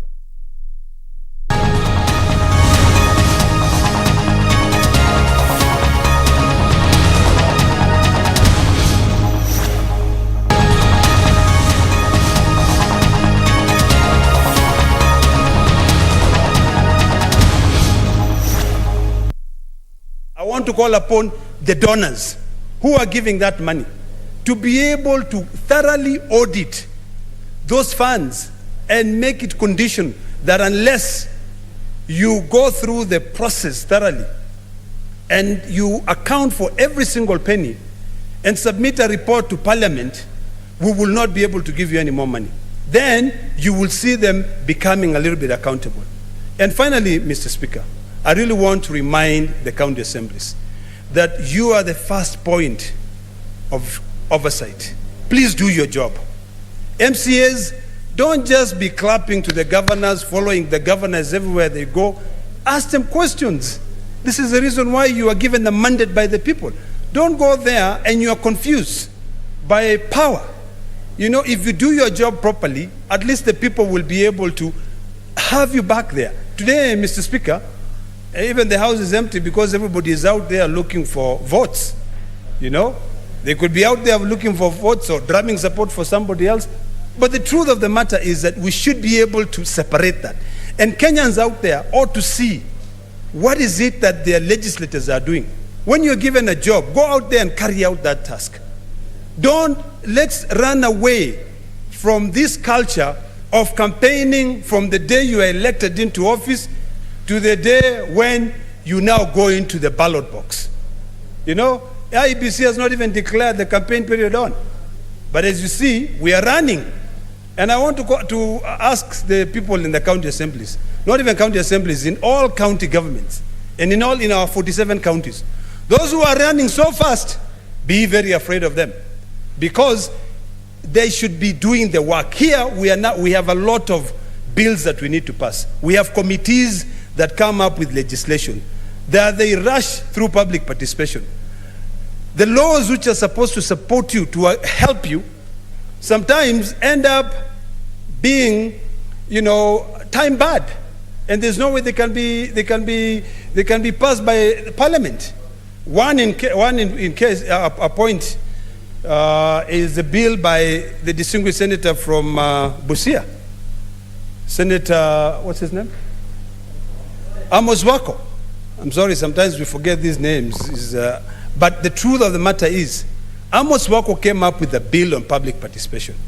But because of us being dilly-dallying and the interest not being on the issue of accountability or getting the public to be more involved on legislative process, that bill has never passed. It did not pass in the last parliament, and in this parliament, I dare say, it will suffer the same consequences. So, Mr. Speaker, I support this statement, and I pray that we can have some sense between this oversight debate.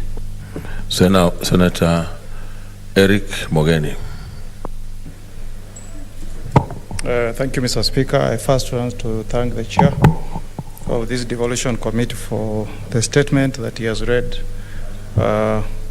this afternoon, and I wish to congratulate him and his members for the good work they are doing in the devolution committee. Mr. Speaker, I also want to join senators who have spoken before me to register my concern on the lackluster manner we handle suits that are filed against the work that is being done by the Senate. Mr. Speaker, when we had a Kamkunji last week, I did say that it will be useful if this House took note of the fact that we will either be buried or resurrected in our courts of law. That's where the teeth for this House will come from. Because let's accept it. Me, I never went to Naivasha, but those who are in this House and went to Naivasha, they know what they did to this Senate. You know, the functions of this House were mutilated in Naivasha. If it was not for the decision that we got from Supreme Court, Supreme Court decision number 2 of 2013, this House will be toothless, Mr. Speaker. And it's good to be honest, to be candid, and accept that in many jurisdictions, people with time realize that there are some gaps that become evident as you continue applying your own constitution. Even the one of the most respected constitutions, the one of the United States of America, they have continued amending it. In fact, Mr. Speaker, that Senate of the US would not be as powerful as it is today if the Americans didn't realize that it was not wise to leave senators to be elected by the state parliaments. That's why in 1916 they amended the Constitution to give senators direct mandate from the people. Let's also accept as senators that this Constitution when it comes to the functions of this Senate, let's be candid and be honest. It was poorly drafted, Mr. Speaker. And unless we retreat as senators, deliberate on the amendments that this country needs to undertake to empower this Senate, we will be crybabies. We will be crybabies, Mr. Speaker. Because as we sit, Mr. Speaker, we are all just praying that the decision that will come from the Supreme Court will be favorable to the kind of jurisprudence that is coming from the High Court and to the Court of Appeal.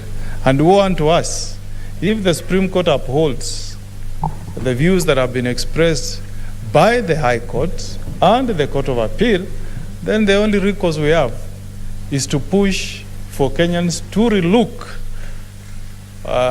the 2010 Constitution vis-a-vis the functions and powers that were given to this House. And Mr. Speaker, everywhere, even if you go to other jurisdictions like Australia, if you are a Senate that gets direct mandate from the people, you are elected by the people. You are not picked or selected like the House of Commons, I mean the House of Lords in the UK. There is no way the lower house can have an enhanced mandate than the upper house, because Senator for Kakamega gets elected from, I think, 11 constituencies, and he gets direct mandate from the people. Direct. I'm told it's 12, not even 11, from 12. Senator Wetangula here from Bungoma, if you divide the votes he garnered as a senator, he can bring to the House all members of Parliament. You know, yes, that is the reality.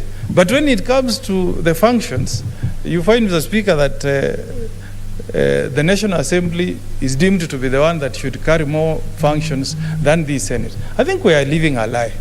We are living a lie, Mr. Speaker. And we must tell the people of Kenya that it's high time that we went back on the chapter all the way from 93, 94, 95, 96, and make this a proper upper house. Me, I must give credit so far to the jurisprudence that has come from the High Court. You remember, Mr. Speaker, the case that we handled with Senator Orengo, Senator Mutula, petition number E284, you know, that was championed by my good friend, the former chair of Justice, Legal Affairs, Human Rights, Senator Chiragei. I mean, we got a very good decision, Mr. Speaker. And I think since then, I'm sure, Mr. Speaker, that the National Assembly now consults you, and they have now recognized your office. They have accorded your office the respect that you deserve. So let's also applaud the good work that the courts have done in affirming the good work that is being done by the Senate. And I have a lot of faith in the council that was entrusted with the appeals that we filed in the Supreme Court. And I want to report to the House, Mr. Speaker, that after the judgment that we got from the High Court last week, I did consult with the council who is on record for Senate, Council Kioko Kilukumi, and they did confirm to me that they have already concluded submissions, and what we are awaiting is the judgment that will be issued by the Supreme Court. And I hope that in the fullness of time, when that judgment comes, it will affirm what has come from the Supreme Court before, that this House has got the mandate under Article 96 to look at almost every piece of legislation. Because every legislation that passes through this House, in one way or another, it affects counties. And me, I want to appeal to the other branch. You know, people out there, the judiciary. If you let these governors on the loose, and you send the message that they are not accountable or they are not subject to oversight by the Senate, then that will be the end of devolution. Because you know what governors are capable of doing with state resources. The money we send to counties, unless there is a strong oversight And you don't say that the oversight is by the county assemblies. We know what happens with county assemblies. The proper house that should have checks and balances on our governors is this house. So I hope that we don't want to influence the judiciary, but I hope that when they retreat to consider these cases, they will put the interest of the common mwananchi who must receive services. When we fight very hard, Mr. Speaker, to send money to our counties, when this money goes to Nyamira, to Nandi, to Bungoma, it's the hope and wish of every senator that that money will go to offer services to the people, give them medicine, ensure there are good roads, give them water, etc. We don't want to create 47 billionaires through the money that we send to counties, but we want to see the lives of the people who have elected us, who have sent us to the Senate, having their lives transformed, so that the dream of devolution can become a reality. So I really want to thank Senator Kajwang for the good work you are doing. But Senator, as you question this idea of legal fees, take note that if you don't invest in good lawyers as PSC and as Parliamentary Service Commission and pay them well so that they are motivated to do more research for you, you will continue getting bad jurisprudence. I think why some of these decisions go against us is because we are overloading. You know, there is one lady here, Mr. Speaker, called Mercy, and I hope Mercy Danje, and I hope when PSC retreats to handle promotions, it will be fair to this young girl. Mr. Speaker, you find that we have so many suits against the Senate, and everything is just thrown to Mercy Danje's way. Yes. So many cases, Mr. Speaker. So I really hope that when PSC evaluates, its staff, we can single out that young girl, Mercy Danje, who has done a lot of good work in defending the Senate in the many suits that have come up in court. So with those few remarks, I really want to thank Senator Kajwang for the good work that is doing as the chair of devolution, and I want to urge him to continue being a champion of devolution so that people in the countryside can see the true fruits of devolution. I thank you, Madam Speaker. Mr. Speaker, sorry. Senator Langata, your statement, or you want to go, but if you can, but you are eating into your statement because the statement time is almost over, unless you read tomorrow. Okay, you do your statement.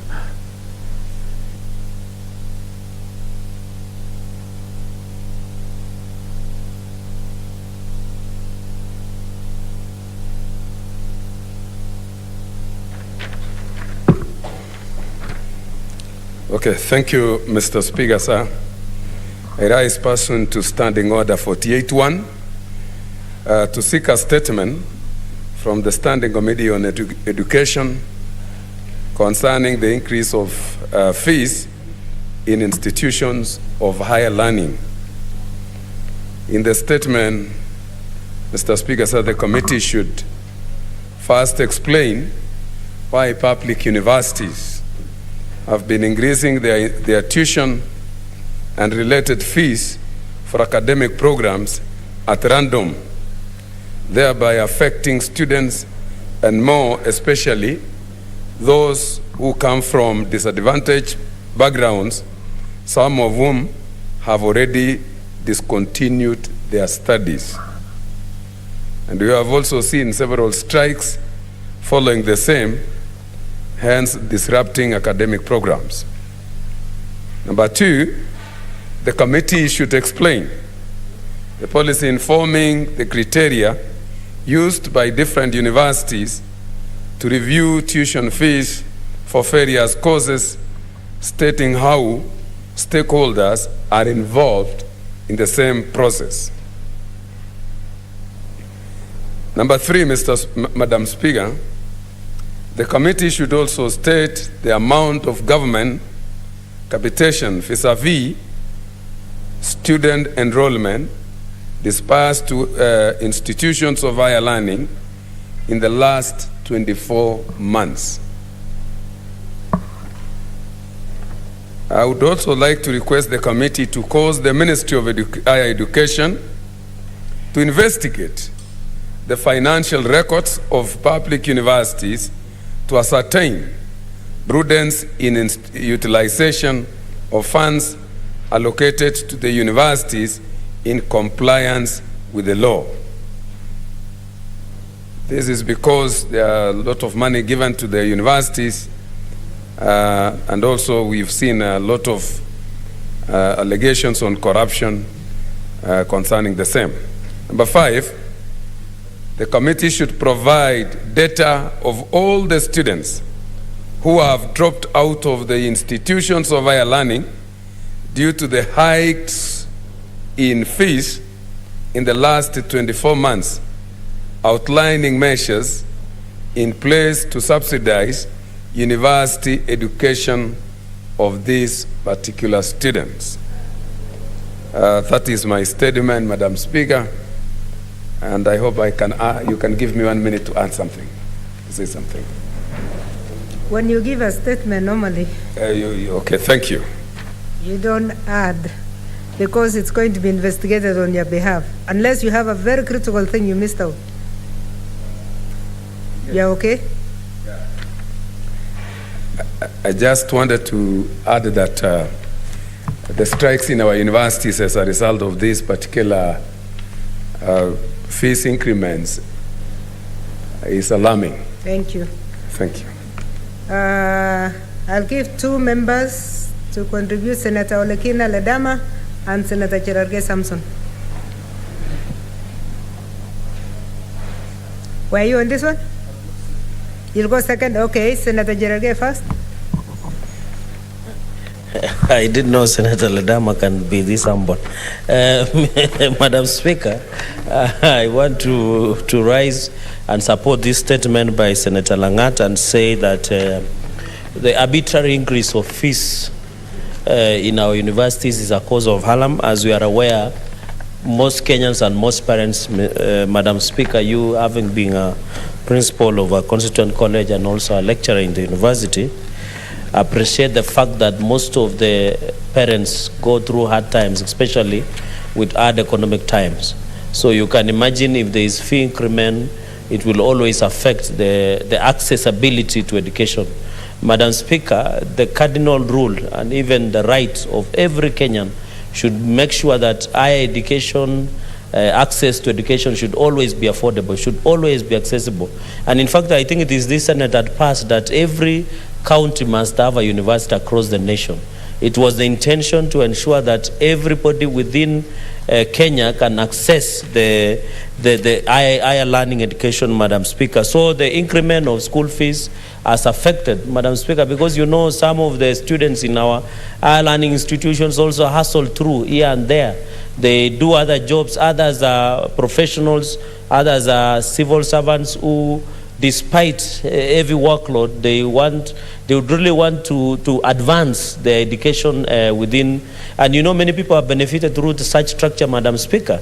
So I really want to say that the increment in fees will affect all of us, will affect parents, will affect many Kenyans who either work in private or public sector, who in the evening after 5, they take a few coins and access. Madam Speaker, I think the key issue here is that most of the, as I conclude, is most of the universities, Madam Speaker, are facing financial crisis. You saw the Auditor General has flagged out KU and University of Nairobi over 4.2 billion loss, Madam Speaker.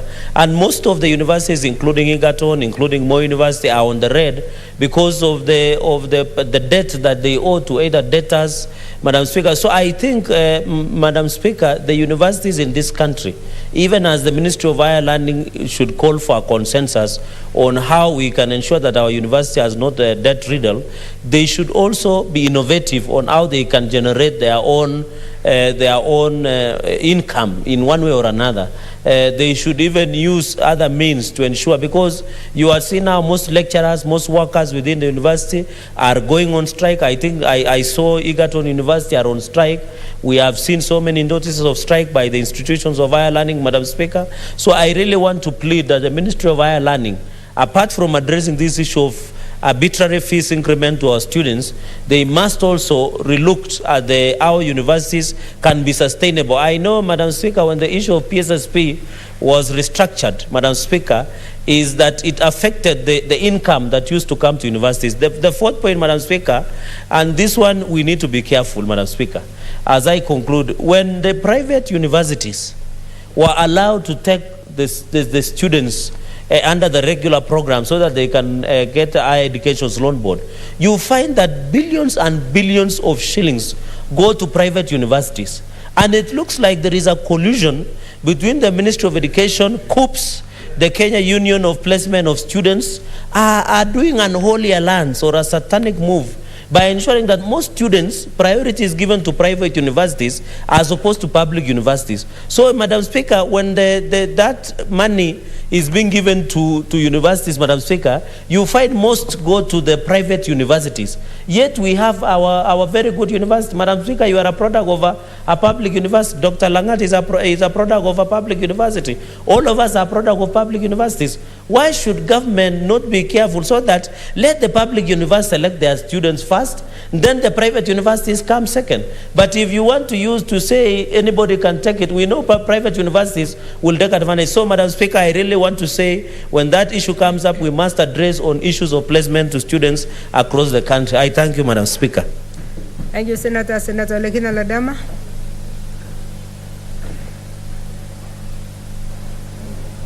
Madam Speaker, thank you. Let me begin by thanking the distinguished senator from Bomet for bringing this statement on these universities. The cost of learning in this country has skyrocketed. And during this era, it beats the purpose of having a public university that receives a lot of state funding, yet the leaders in these universities never think or contemplate a situation where they have to start creating endowments. Madam Speaker, when we were growing up, most people who went to local universities, I didn't get an opportunity to go to a local university, but they used to be given a boom by the government. But now, because of the demand for education by more students going to universities, because of the rising need for financial aid, you'll find that a lot of universities here are not able to sustain themselves. Mr. Speaker, today I was speaking to a leader in one of the universities in Narok, and we were talking about a student who has applied to go to that university. And this is a very needy student. I was quite happy to hear that some universities have some little scholarships that they can be able to give to those needy students, bright students. I think it's about time for us now to look at this. Are we increasing college tuition fees so that we can be able to set up endowments, or are we increasing them because of the bloated administrative cost, Madam Speaker? Madam Speaker, I wish that the Committee on Education would interrogate all public universities to see whether any of those universities, including even the Kenya School of Law, whether they have any endowments. Universities in other developed nations and even other African countries have endowments which they invest in stocks. The profits that they get, they use it to be able to run the institutions and charge little amount in terms of tuition. This is an opportunity for this country. And for the Cabinet Secretary, who is very fast in saying that whenever there's a riot, instead of investigating the reason as to why there are riots in those universities, that the students should bear the cost. Find out what is the problem. Madam Speaker, yesterday we were meeting with the KEMSA board to try and understand why they are taking these drastic moves. And one of the presenters, one of the board members said that when they were doing an HR audit, they found out that storekeepers had a degree in biochemistry. A storekeeper had a degree, he had a master's in education. But they were asking themselves, why is it that these people are doing that job instead of seeking better opportunities? And the answer is not quantum physics, Madam Speaker. The answer is that there are no opportunities. Maybe that student has not even paid off their students' loans that they get from this university. So, Madam Speaker, it will be very important for the Committee of Education, and I know the distinguished senator, the nominated senator from Bomet, who is the chair, can be able to investigate this further because she's a professor. Thank you. Look at, and, excuse me? What's your point of order, Senator Gerarge? Is it in order for Senator Ledamo Olekina to say Senator Langat is the chair? Yet we know is not a Former chair. Yes. I thought that he said former chair. Maybe I didn't. Madam Speaker, you know, it beats me sometimes where we ask point of orders. The distinguished senator from Nandi ought to have listened to my submissions. I said the chair is a nominated senator from Bomet. I was not referring to Senator Langat, because then it would beat the purpose as to why he would bring a statement for his own committee. So, to finalize, you know, very interesting. But thank you. Just wind up. Let me wind up, Madam Speaker. But of course, I had to laugh. but finally, your laughter is attracting another point of order. It's all right. Let it attract. From Senator Kachwang. Order, Madam.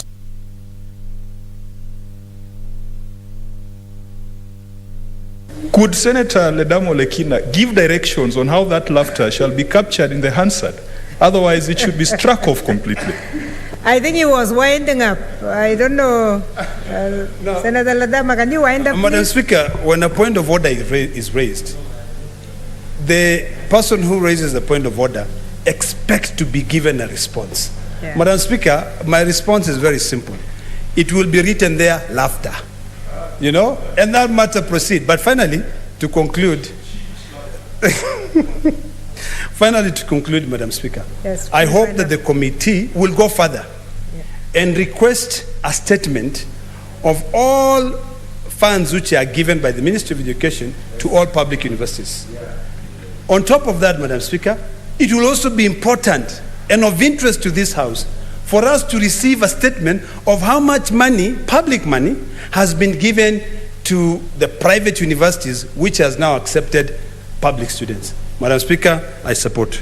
Thank you, Senator. Just to give you information that the University of Eldoret is the first one to start an endowment fund. I've been privileged to be part of the members of the Board of Trustees, courtesy to Chancellor Professor Bayemuka.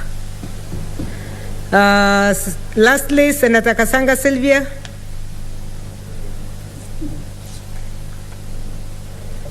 Thank you, Madam Speaker. Allow me to congratulate and thank Senator Dr. Langat for that statement.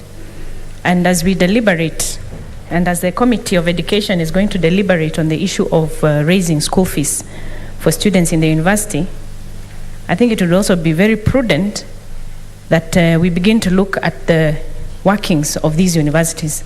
It is true, like the other senators have said, the Auditor General has flagged quite a number of struggling universities, public universities, some of them who are, we are proud to have been associated with. We went to school there.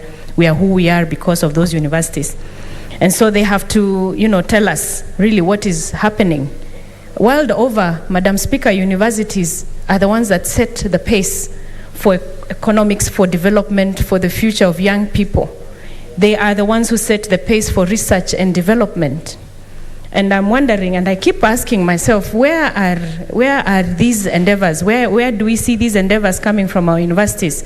Because if our universities really did what they're supposed to do in research and development, then they would be able to attract also a lot of funds that can help with their capitations, such that they're not just reliant on just the students' school fees, especially for those who are government sponsored. So I think, Senator Dr. Langat, as you engage with the Committee of Education, we are curious also to know what is going on in the insides of our universities, Why are they having all these financial challenges? What is the issue also with curriculum? We want to know, because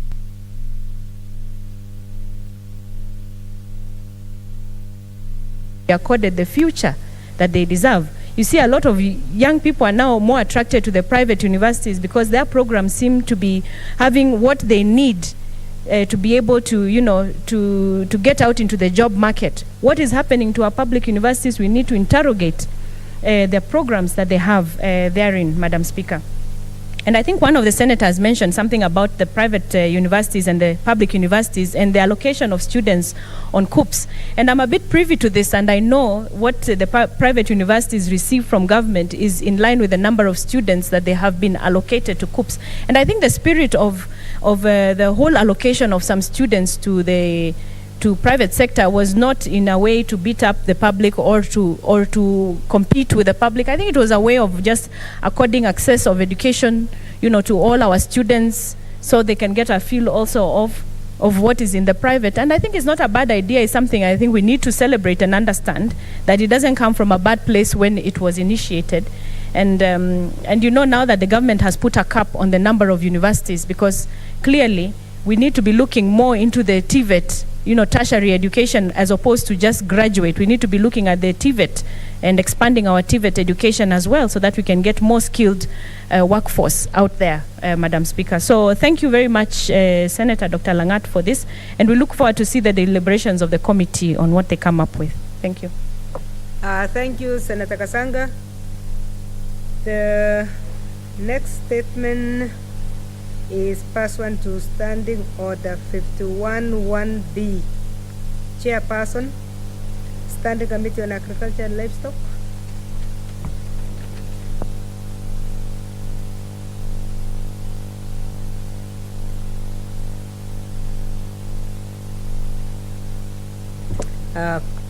Honorable Senators, I've been informed that that was cleared, so we'll move to the next order.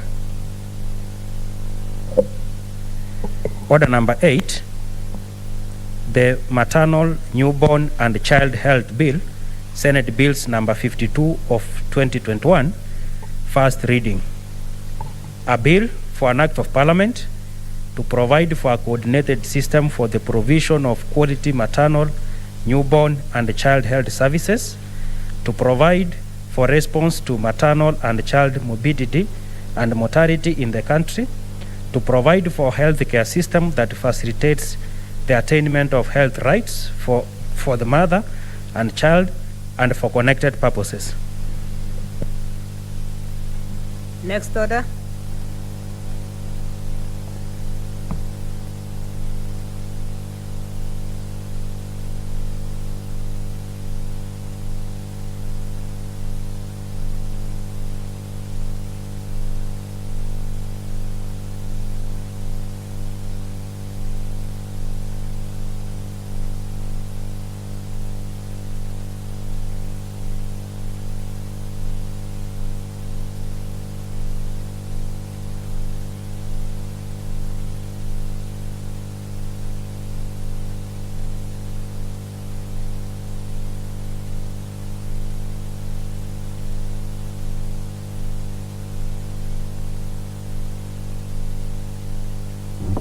Honorable Senators,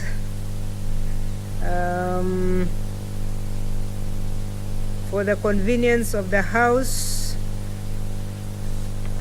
I'll defer Order 9 and 10 and 11, which are on divisions, and then I would also like to rearrange the order of the balance to order number 15.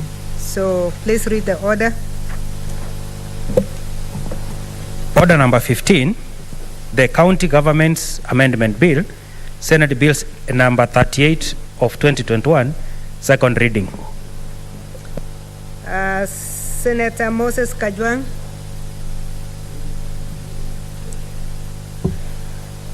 Madam Speaker, I beg to move that the County Government's Amendment Bill, Senate Bill number 38 of 2021, be now read a second time.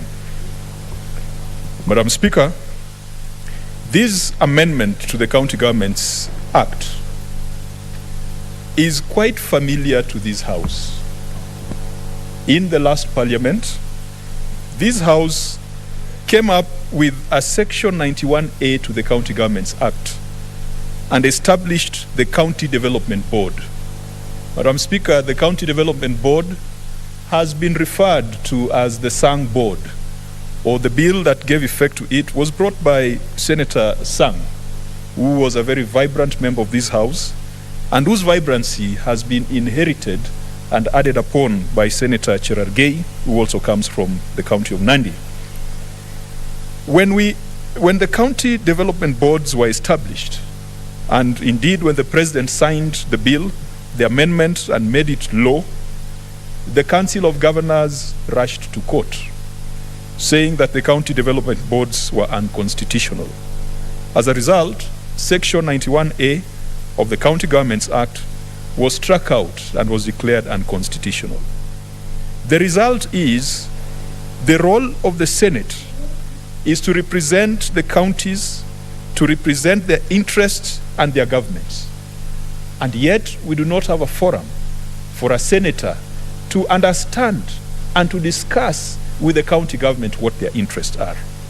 Madam Speaker, this amendment seeks to cure the issues that were raised by the courts on the County Development Board and seeks to put in place a better framework that shall enable elected leaders from a county to sit together, reason together, think together, and plan together. But before I get into details on how that would be effected, there are also two other objectives that we have on this amendment.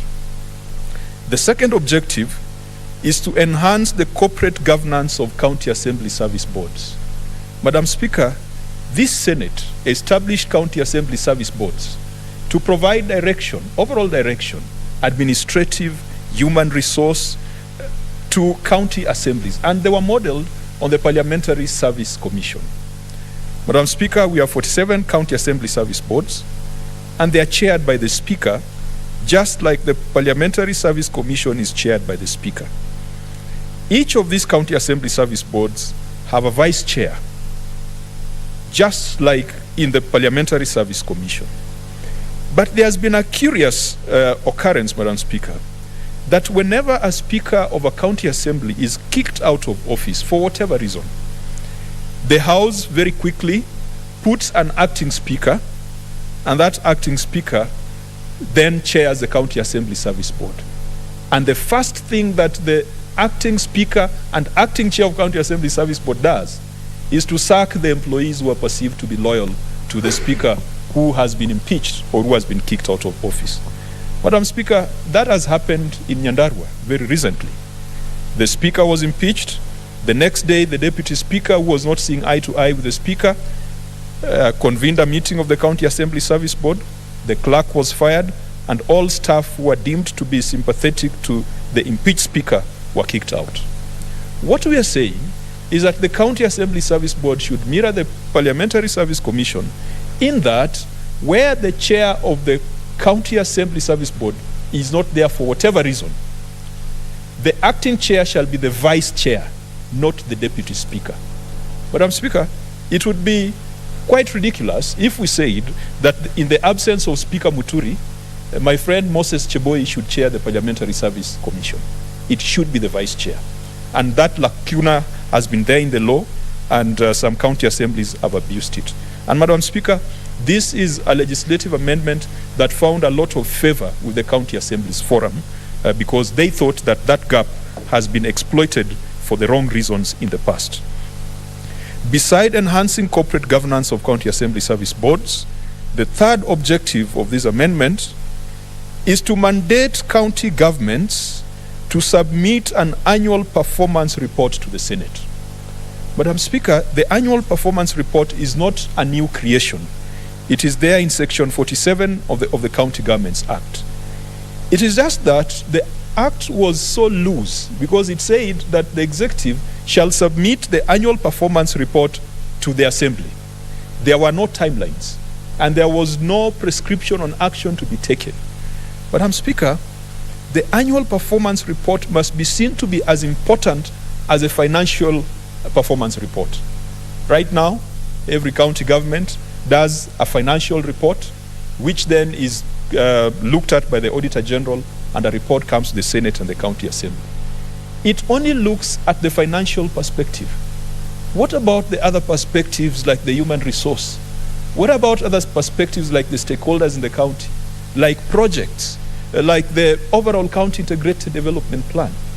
Madam Speaker, if the county governments are required to submit annual performance reports within 3 months of the closure of a financial year, just the same way they do with the financial reports, these reports would then be laid before the County Assembly and the Senate.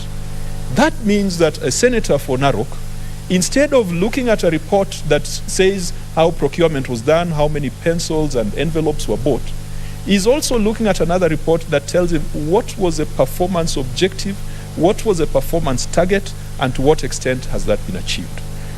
I believe, Madam Speaker, that if the Senate does financial oversight hand in hand with performance oversight, we will get better outcomes from our county governments. And the amendment in this case, we have said, within 3 months, the county executive shall submit the annual performance report to the County Assembly and to the Senate for consideration.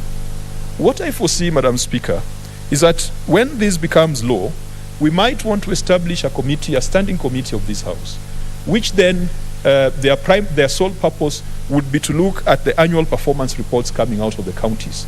The same way we've got the Public Accounts Committee looking at the annual financial reports coming out of the counties. And Madam Speaker, I think that would be a good building block for the proactive oversight that we wish that the Senate would undertake. Allow me, Madam Speaker, to spend more time on what I noted as a first objective, the establishment of the County Leaders Forum. This amendment seeks to introduce Section 91A because the current Section 91A was declared unconstitutional. Now, the Section 91A that was declared unconstitutional was establishing county development boards, and that is what I called the Sang Bill. Madam Speaker, Article 96 on the role of the Senate, the very first role of the Senate is to represent the counties, to represent their interests and the interests of their governments. People think that the Senate's role, just like any legislature, is purely oversight. And oversight is our number 4th role. The first one is representation. The second one is participation in lawmaking. And Madam Speaker, I had an interesting conversation with members of the National Assembly that Article 96(2), the manner in which it is crafted, that we only participate in lawmaking, and that then makes us the lower house. Because if you look at Article 95, the National Assembly enacts legislation. So it looks like we just come in at some point. We do not have originality in lawmaking, but that's for another day. The third role is to determine allocation of revenue, and the fourth role is oversight. We have spent a lot of time to strengthen our oversight tools, but we have not done much to strengthen our tools of representation. Madam Speaker, how does the senator of Uasin Gishu get a brief from the county government of Uasin Gishu? If maize and fertilizer and agriculture is one of the most important things in Uasin Gishu County, how does the senator get a brief that, Madam Senator, when you go to the Senate, these are the issues that we want you to address? There are counties that have developed a fairly good framework of consultation. Unfortunately, most of them arise out of interpersonal relations. It depends on whether the governor and the senator are friends or they're from the same political party or not, even though we know that that friendship rarely lasts for a long time. In many of our counties, we second guess. We say that as a senator, I've got my own networks, so I understand the needs of my people. So sometimes we bring agenda before the Senate, which is inconsistent with the priorities of the county government. And yet, our role, number one, is to represent the counties, represent their interest, and the interest of their governments. Madam Speaker, we are proposing that if every county establishes a county leaders forum. Sang proposed it, and he called it a county development board. But it was struck out as unconstitutional for two main reasons. Number one, he proposed that the board shall be chaired by the senator and the governor shall be the secretary to the board. And Madam Speaker, that was the governors in their imperial nature said that they were being reduced to, in Swahili we say karani, that they were being reduced to clerks, not knowing that the secretary to a committee is a very powerful person, because even if they wanted to engage in mischief, they can doctor the minutes. So they said they cannot be clerks, and yet they're the ones who are flying flags. The second issue that they had with the County Development Board was on the issue of the mandate. They felt that the County Development Board was straying into their exclusive domain, which was approval of county integrated development plans. And so it was their view that such a forum should not be focused on development, it should be focused on consultation and information sharing. Madam Speaker, I know some of these matters are still being canvassed in court, but why should we wait forever for the learned fellas to tell us what to do, and yet this is a house that is supposed to enact legislation? When Governor Wambora was elected the chair of Council of Governors, Madam Speaker, we had a meeting here, and he came with all the committee chairs from the Council of Governors, including Governor Anyang' Nyong'o. Madam Speaker, if the House recalls, the first senator who attempted to chair a county development board meeting was then Senator Anyang' Nyong'o. And he went to Kisumu, he had called a meeting, and Madam Speaker, he was met with violence. He was met with violence, both verbal and physical. He was told, go back to Nairobi. We elected you to sit in Nairobi. You cannot come to chair a development meeting here. And so, Madam Speaker, when Senator, now Governor Nyong'o, then Senator Nyong'o, was before us, we asked him, how best can we restructure the law to ensure that there's a framework for consultation at the county level? And Madam Speaker, the governors were unanimous that if we can strike out what they felt were the offensive provisions of that legislation, they would have no problem convening a stakeholders forum at the county level. They cited the issue of the leadership of the board as well as the issue of the agenda of the board, and we have attempted to address that. Madam Speaker, we are proposing that the county leaders forum shall comprise of the governor, who shall be the chair, not the clerk. The governor shall be the chair. The senator shall be the vice chair. And Madam Speaker, when we are coming up with this amendment, there was a lot of thinking, should we make the governor and senator co-chairs? But that invites a lot of problems, Madam Speaker. If you put two people who are elected separately at the same level, you might never be able to convene a meeting. So I want to convince the House that even with the governor as a chair and the senator as a vice chair, we would still be able to achieve the objectives we want of ensuring that we have got a framework for consultation. The County Leaders Forum shall also have all members of National Assembly from the county, including the women representative. It shall have from the County Assembly the Speaker and the leadership of the Assembly. And Madam Speaker, in our feedback, in our public participation, the County Assembly's Forum indicated that we should not include the chair of the committees responsible for finance and budget in the county assemblies, because each county assembly has got a different configuration. And I think that makes sense, and that is an amendment that we can allow. It will have the chair of the County Public Service Board. It will have the county commissioner and the county secretary as the secretary. The reason why we have this cocktail of membership, Madam Speaker, is that the county is a theater for all development, be it national government, CDF, be it county revenue fund, be it the consolidated fund. Madam Speaker, today, the county revenue fund holds about 15% of national revenues. The national government constituency development fund and the national government affirmative action fund collectively probably holds 3 to 4%, whereas the consolidated fund remains with the 80%. We had the president recently give a direction that hospitals, I think there could have been level 4 hospitals, be established across the country. And yet, this is a purely county function. So how then does the county commissioner of Homa Bay go around, start identifying where to build a level 4, level 3 hospital without involving the governor?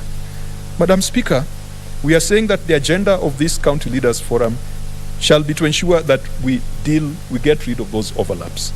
Agenda number 1 is to determine issues of engagement between national and county governments and propose a common legislative and development agenda. I've given the example of the health facilities. Any governor who allows someone from Nairobi Afya House to come and build a hospital in their county without concurrence, without consultation, without an intergovernmental agreement, that will be a weakling of a governor, because the lines and responsibilities are clearly drawn. If the president wants these hospitals to be built, even if it's a post-COVID reaction or response plan, Madam Speaker, the president must follow the law, Article 187, and ensure that there's an intergovernmental agreement, or should come to the Senate and ensure that there's a conditional grant to the counties to undertake that. Madam Speaker, at the county, the member of National Assembly is issuing bursaries. The woman representative is issuing bursaries. The governor is issuing bursaries, and the national government is also issuing bursaries. What happens in many cases is that you find the same person benefiting from all these funds, because we have got people who have become experts at gaming the system. They know how to make applications. They know how to go online. We need to make sure that if we are doing bursaries in the county, we synergize. That way, we will be able to reach a much larger population. If we are building markets, the National Government Affirmative Action Fund, I see in my county of Homa Bay, building markets. And yet, that is ideally an exclusive mandate of the county government. Why should the woman representative come and build a market on my doorstep when the county government is planning another market behind my house? So we have those kind of duplications that can be sorted out through this. School infrastructure. Many county governors are now putting money in primary and secondary school infrastructure. And if you ask them, they are complaining. They are saying they are not seeing where the money for CDF goes. This has been a case in Kajiado County. I've dealt with it in the Public Accounts Committee. This has been a case in Kakamega County. This has been a case all over. I don't know whether it happens in Narok. But the governors, they claim that they do not see what the members of National Assembly are doing with the funds that have been given to them. What if the leaders of the county would say that, okay, in this financial year, we've got 8 constituencies, each getting 110 million, that's 880 million. These can only do 50% of our schools. Governor, please bring in an additional 200 million. And then you do things that make sense rather than things that only enhance our political positions. Roads, Madam Speaker, we know Kera does roads in our counties. And it is the Kera roads that the county governments sometimes claim to have done. Madam Speaker, this is the sole reason why the governors went to court when the Senate said they wanted accountability on the road maintenance levy fund, because they are doing a lot of monkey games there. Can we sit down and map our roads and say, Governor, you'll handle these roads, Kera, member of National Assembly, you'll handle this road, and national government, through the county commissioner, you'll handle the other roads. The other agenda will be to consider and advise on issues of concern that may require cooperation, consultation, and coordination between the 2 levels of government. Madam Speaker, I've always reflected on some of the battles that we put up in this House. We spent a lot of energy. We spent a lot of energy on the revenue formula, Madam Speaker. And we could find senators fighting for their counties. And yet the governors were sitting clueless and just watching us. Many a times, we come here to fight for additional revenue for county governments. And the governors sit back and wait to see whether we're going to be successful. Today, governors are demanding 700 billion. Now, they expect the Senate will join the bandwagon and say, let's give governors 700 billion. Without consulting us. They go to IBEC, they make those demands, then they come and expect that senators are robots that are just going to support 700 billion. This then becomes the forum for a senator to get a brief from their governor, so that by the time we come here, we all have the same view. Madam Speaker, I wish the senator for Nyamira was here. He's still here, I think he's still around. Nyamira County deserves a proper county headquarters. When we gave money as a conditional grant to Tharaka Nithi, to Isiolo, to Lamu, and a few other counties, Nyamira was in the Class B, you know, the second tier counties that were supposed to benefit from an allocation for county headquarters. That has not happened. Senator Umogeni has been pushing this agenda solely. He does not seem to have the backing of his county government. Why? Because the county government prefers to build that county headquarters themselves. That way, there is a better margin for something to go into the pocket. Those senators, and I do recall back then, the senator for Tharaka Nithi, Professor Kindiki, made a very spirited fight to ensure that their counties got county headquarters.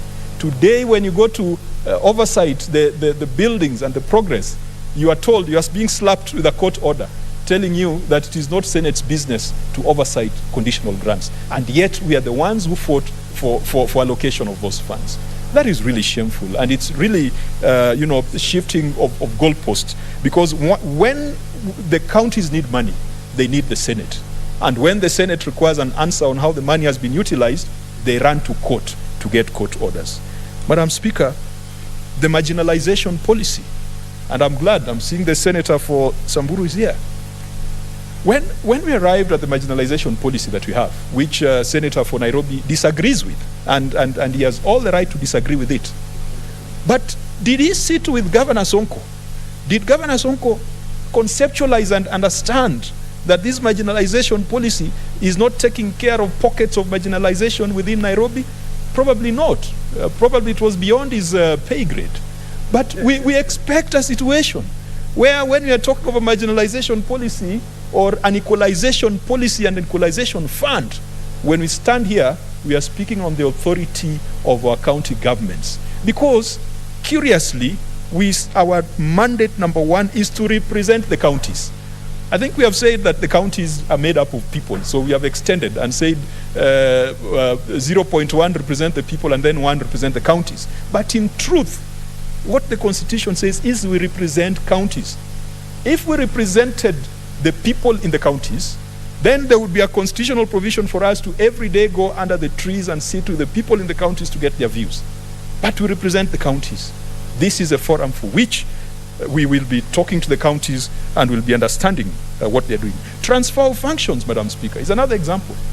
You cannot spring a surprise on the people of Nairobi that you want to transfer functions from an elected governor to the national government without involving the elected representatives in that county.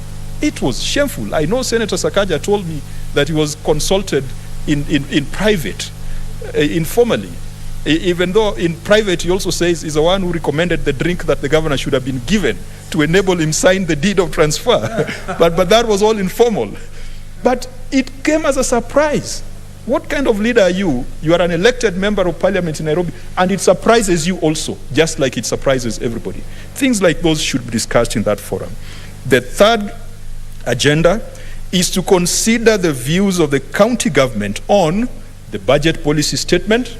And Madam Speaker, it is at the budget policy statement that what goes to counties and what remains at the national level is proposed. We come here and make very grand proposals on the budget policy statement. We say, I remember last time we were fighting very hard, saying that the road maintenance levy fund should remain as a conditional grant. It should not be commingled with equitable share. It was a lonely fight. We said that the conditional grant to level 5 hospitals should not be discontinued because some counties had already made plans to utilize those funds to upgrade their infrastructure and health systems. But then we were alone. We didn't get that brief from our governors. We were using our own intuition, Madam Speaker. We were using our own concern. So when the BPS comes, and we have proposals such as those, that certain conditional grants be converted into equitable share, the senators coming from those respective regions must understand the rationale. And credit to Governor of Kisii, Governor Ongwae. He is the only governor who attempted to lobby the senators to reject that proposal, which had originated from the BPS, that funding for level 5 hospitals be stopped and made a conditional grant. Because In the Nyanza region, Madam Speaker, Kisii is emerging as the leader when it comes to health service provision. And it is because of that allocation that was coming, which has now been discontinued. The amendment also says that the forum shall consider the views of county governments on the formula for revenue allocation. We said the formula was unfair, but our governors decided to bury their heads in the sand. And that's why it took so long, because when you asked them, the Council of Governors, they were gainers and losers, so they did not want to take a position. By the time I come and take a position here on behalf of the people of Homa Bay, that position must be consistent with the interpretation that my governor has.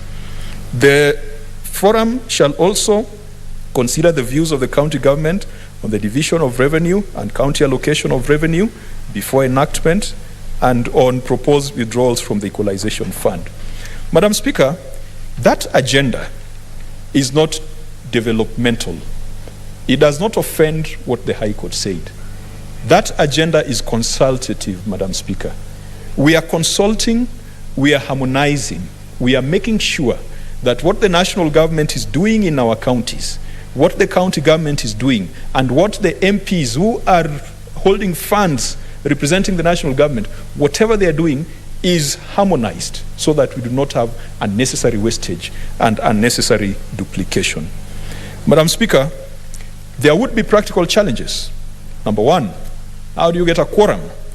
What if the governor decides to invite only those MPs whom he likes and the governors who come from his political party? So we have put a provision saying that the forum is properly constituted when the governor, the senator, and at least 1/3 of the members of National Assembly are present. Madam Speaker, you cannot make the quorum 100%. You cannot just say 30%, but you need to make sure that at least the 3 constituencies, that is the governor, the Senate, the National Assembly, and probably the county commissioner are seated. Then you can have a threshold for you to have your meetings. The other practical concern is how frequent should the meetings be? If you look at the agenda, you've got things like BPS, DORA, and CARA, which are annual in nature.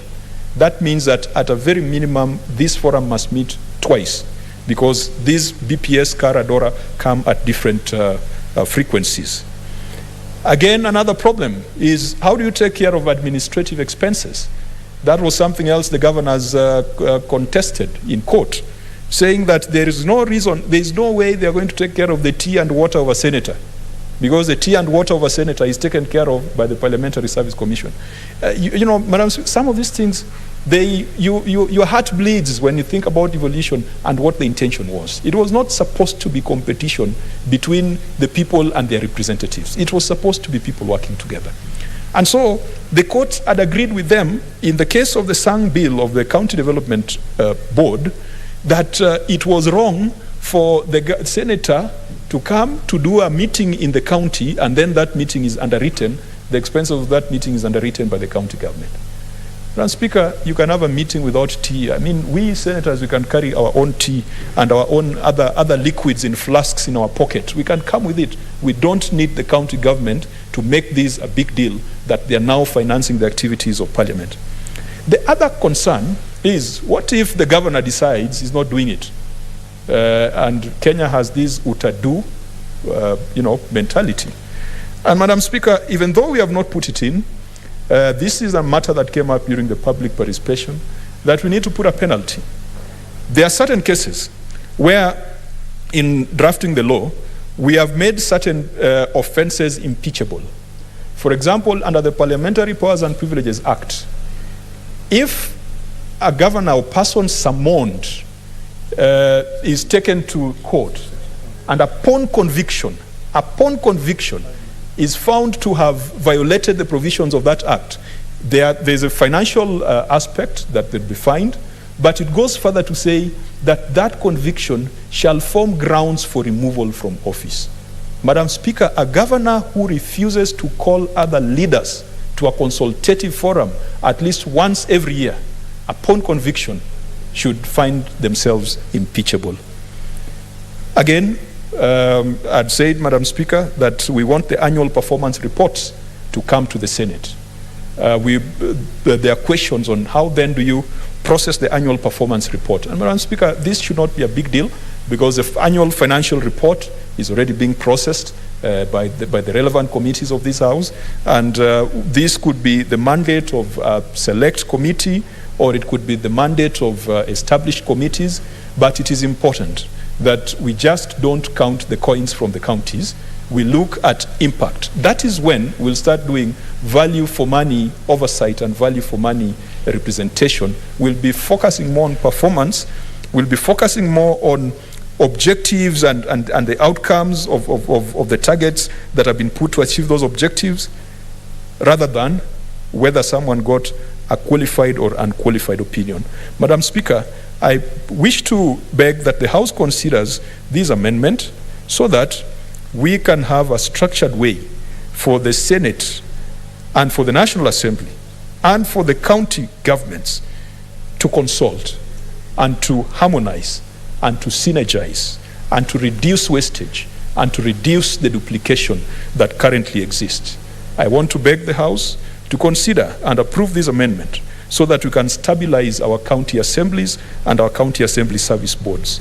I want to beg the House to consider and approve this House so that we expand the scope of our oversight from just financial to performance and functional issues. Madam Speaker, I beg to move and request Senator Sylvia Kasanga to second. Thank you, Senator. Senator Kasanga. Thank you, Madam Speaker. Allow me to congratulate Senator Kajwang for these amendments. I say these are the sort of amendments we must celebrate because they indeed look towards strengthening devolution. And that is the spirit of our Constitution and is the spirit of this House, that we can streamline and get devolution to be as effective as possible to serve Kenyans as a whole. Madam Speaker, this is a sort of amendment I wish had come like in the first month of when we constituted this House, because really these amendments are worth celebrating. And I know it's a second attempt. And you can see that Senator Kajwang is trying very much to remedy the issues that, you know, the judiciary raised in the first instance when they declared that the establishment of the County Leaders Forum had been not constitutional. Madam Speaker, as I speak to these amendments, you know, we've really seen the challenges that this House has had when it comes to oversight. And just, you know, having our mandate being effective and efficient. And I believe these amendments can really work towards making our work much easier. In fact, you know, when I think about it, and I've seen in some of the counties, when leaders, regardless of, you know, their walks of life or which political party they come from, when they get together to discuss development agendas, then good things really do happen. It's unfortunate that, you know, we have to legislate everything and sort of, you know, put people to task that you must sit as leaders and discuss and synergize so that we all work towards one goal, which is development for our people and addressing our people's challenges. I mean, it's a bit sad, Madam Speaker, but it is what it is. Let us force these synergies to happen. As Senator Kajwang has said, there's a lot of money that is going to our counties from the national government, from the county government, from our members of National Assembly, our women reps, and many other sources of funds that are going down to the county, but each of them working in their own, you know, individual way, in their own, you know, space. So how about coming together so that we can redirect all these things?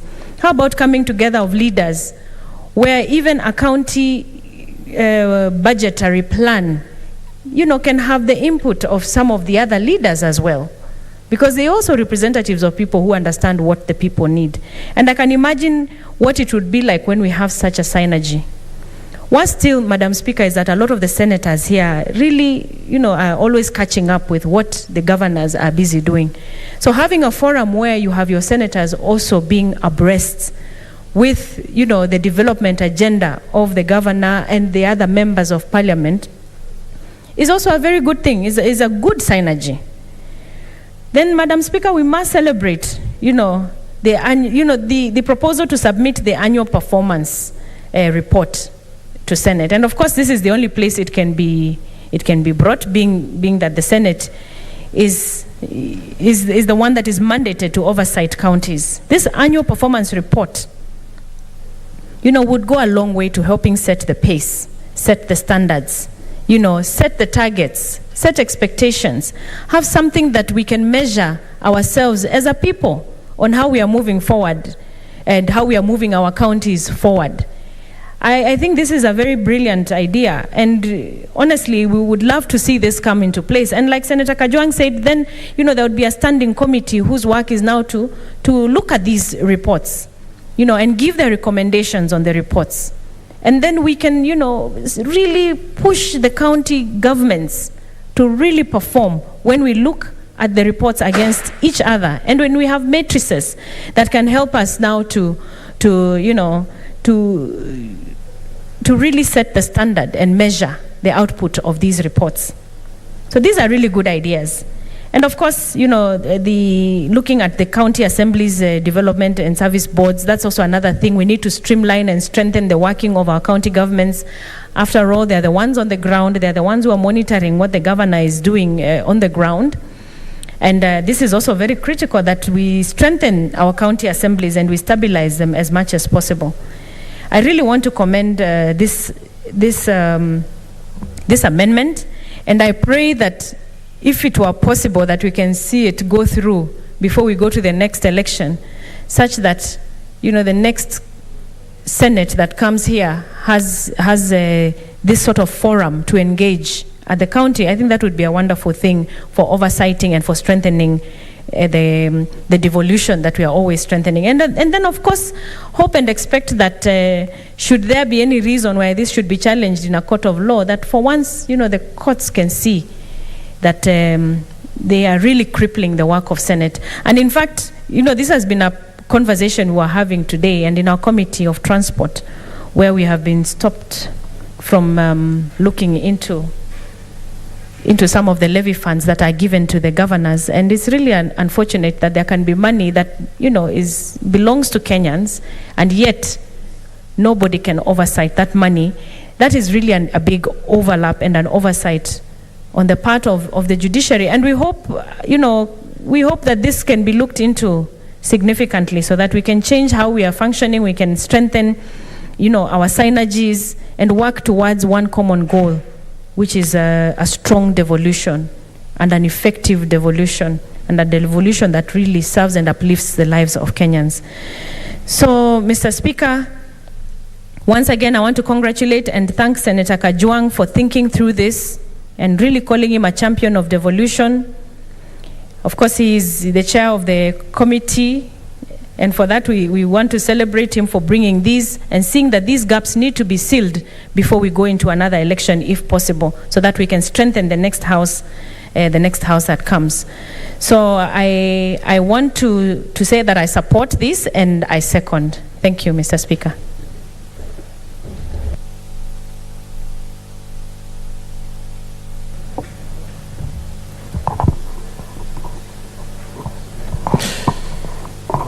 Honorable Senators, I propose the question, which is that the County Government Amendment Bill, Senate Bills number 38 of 2021, be now read a second time. Senator Ledama.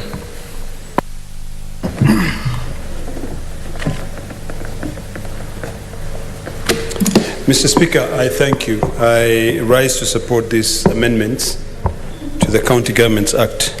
Mr. Speaker, from the onset, let me congratulate once again the distinguished senator from Homa Bay for having really thought out of this amendment, which really brings some sense into the development of these counties.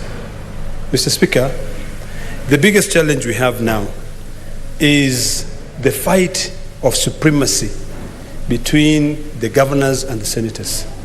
Our job, Mr. Speaker, is very simple, is defined clearly under Article 96 of the Constitution, is to represent the interests of the counties and their government. Mr. Speaker, it beats logic as to why we should spend sleepless nights here, have 11 votes for more money to go to counties, yet the Senate cannot play a role in determining on how that money should be spent.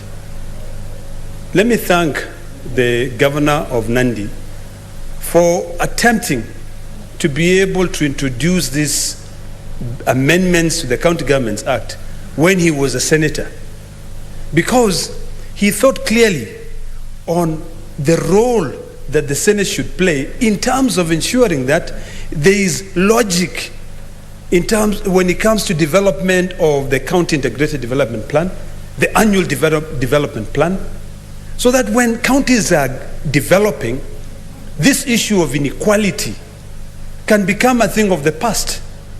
Because it doesn't make sense as to why, and I agree entirely with Senator Kajwang, as to why CDF should give bursaries, governors should give bursaries, and at the same time, you find that schools, which are supposed to be developed by CDF, are also being developed by the county governments, which is actually an illegality. I think these forums which are being proposed and these amendments which are being proposed are very important to ensure development and some form of equity in all these counties. Mr. Speaker, if you go to, let's say, the county of Samburu and the county of Narok, you will find that the county government spend more money trying to develop the infrastructure of schools. At the same time, the MPs are bringing in money to buy buses. The county government gives bursaries. The MPs also give bursaries. And when people are very clever, they end up doing what? Getting double the money. But the question to ask is this: how are we able to determine the needy students or the areas which requires a lot of support? There's really no reason as to why we should all be fighting for more money to go to counties. And like Senator Kajwang said, governors are now seeking for an additional 70 billion. But our role become just people who fight, use our brain here to find logic as to why money should go to counties. But when the money gets to counties, we don't want to see any logic being brought by the senators.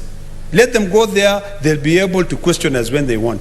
And even when it comes to questioning and asking and trying to oversight on this, there are hurdles, there are court battles on the issue of oversight. People interpret the Constitution the way they want. I believe when we all have the same interest, and this goes back to Article 96 of the Constitution. My role here as a senator is to defend the interest of my county of Narok and its government. So I want more money to go, but I also want accountability. I also want us to be practical. Narok County sits in a vast land of almost 18,000 square kilometers. I want to make sure that the children in Loita are getting services both from the national government and from the county government. I want to make sure that the children in Kilgoris are getting services. If it is electricity, which is really a function of the national government, and mostly MPs have that mandate where they go and sit down with REA and they are given allocations. There's no reason as to why the county government should be pushing to send electricity there. We all sit down together. Two heads are better than one. In fact, Mr. Speaker, in Masai, we have a saying that says, there's no way that one brain can be able to determine everything. When you now look at Article 179 of the Constitution, which vests the executive authority in an executive committee, which is the county governor, the deputy governor, and 10 CCs who are not MCS. This is all from the governor's side. It is the governor who determines who can dance to his tune, so I will put him to become a CC of this area. If they now sit down and say, let us develop our CIDP, and from this CIDP, let us take an annual development plan.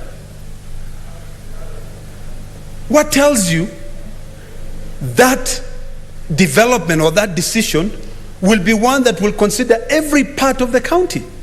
Or what tells you that idea will be one which will be inclusive and guarantees that when we're here fighting for the interest of the county in its entirety, the county governors will also be doing the same, or the executive committee will be doing the same. The amendment into section 47 of the County Governments Act, in terms of submitting of an annual performance report, is one which currently does not have timelines. And it says, submit it to the County Assembly. I would like to beseech and request Senator Kajwang to further amend that, because when he was submitting here, he indicated that he would want the county governor to submit the report concurrently to their assembly and to the Senate. Mr. Speaker, I see a problem there. And the problem that I see there is premised on what has been happening now when it comes to us trying to question conditional grants. We know very well, Mr. Speaker, that the Senate doesn't oversight on ONSO's revenue. If this annual performance report is a commingle of funds both from the national government and the ONSO's revenue, will there not be questions or will there not be issues when it comes to the Senate oversighting or the Senate looking at that report? My appeal to Senator Kajwang and his committee is to further amend this section 47 of the County Governments Act and require that within 3 months, or they set up and say we will submit an annual performance report.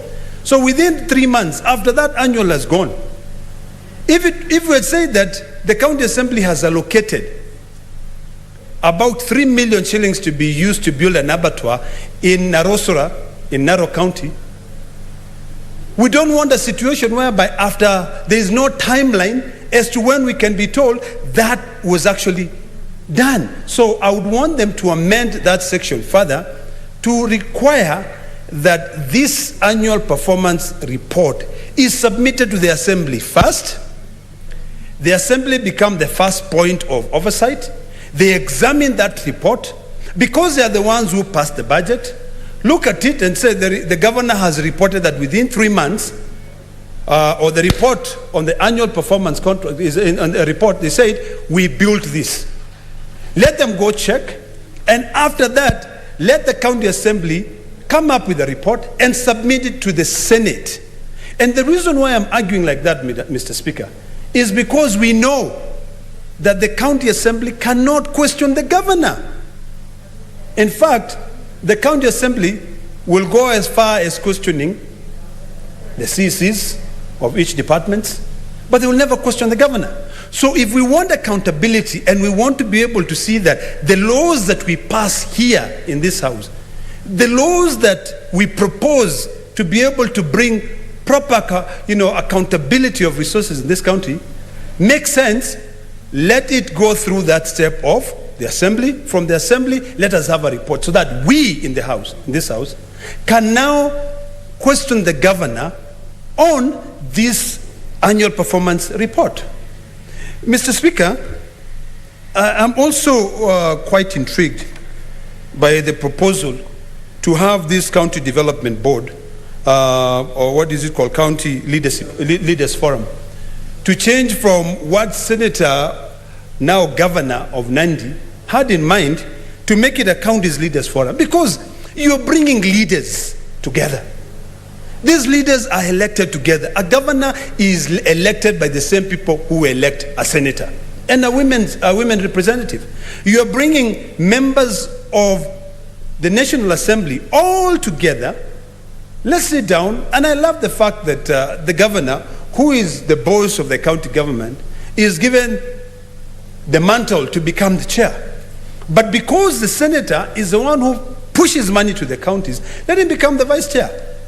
There is absolutely no reason as to why this annual development plan will end up just becoming paper or other things which are drafted on paper. A lot of these CADPs, County Integrated Development Plans, end up either not being fulfilled, annual development plan not being met because of various issues. If now we excise out a section of the CIDP and make it an annual development plan, and we say in Narok County we are going to build 3 abattoirs, we are going to build 5 markets, we are going to build feeder roads. When I'm here as a senator, my role will be to ensure that during the division of revenue, I fight for more money to go to the county, and now I'll have more reason to be able to even support the governors to get the 70 more billion that they want, because I know that in that leadership forum where we sat, we agreed that X amount of roads will be built this time, and it will consume X amount of money. Mr. Speaker, earlier on we were commenting on a report by the Committee on Agriculture. And if you look at the amount of money which is now being budgeted for the agriculture, which I believe really that agriculture is what should propel this country into a true middle income country. The only amount of money they're getting now is only 3.7% of the budget. This is a devolved function. So if this money is sent to the county governments, the county government ought to increase more money to promote agriculture, not 3.4%. What will 3.4% help? Will 3.4% take care of administrative cost, imaginary benchmarking trips, or will it be able to really invest into the farmers and support them to be able to develop? So, Mr. Speaker, I fully support these amendments, and I do hope that governors will see these as another added advantage of us working together. We work together. We should not be seeing each other as enemies. We should be working towards developing the interest of our people. Mr. Speaker, one of my pet peeves over the last 5 years has been going through the Auditor General report. I support the amendment being brought, not to be looking mostly on what kind of opinion you get when the auditor come in and audit, because the kind of opinion you get right now is based on your documentation. I support the idea that now the Auditor General will be auditing those functions or the performance of that county and give recommendations on how they can improve on those functions that they're supposed to do on their annual development plan. And it will make sense, because right now any clever governor out there can be able to go sit down with the auditors, put together all the paperwork, but the people who, some of us are paid by their salaries. In fact, all public servants are paid by their taxes. Have those people received the services which they elected you there to be able to go and fight for them to be able to receive? Mr. Speaker, I really do hope, and I would like to beseech all the senators to make time away from their busy campaign schedule now, to make time to come here and make laws that will help us improve the standard of living of our people. The only way we can be able to improve the standard of living of our people is by us coming together, leaders sitting together in this forum, sharing ideas and being accountable for our people. The culture of corruption in this country is fueled by such resilience, such what is the word to use? You know, sometimes when I speak with a lot of, I speak Maasai, you'll translate. I mean, when you're trying to refuse, what is the word to use? I'll remember it.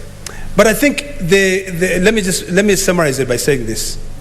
The culture of corruption is mostly fueled by this culture of seeing everything as if people are mending into your own affairs or coming in. So you're trying to resist change. In fact, that's the word, resisting. The culture of corruption is fueled by resistance to change and being accommodative to more things, or rather a bigger think tank. This amendment to this act is actually creating a think tank to be able to help propel development in our counties. I support, Mr. Speaker. Senator.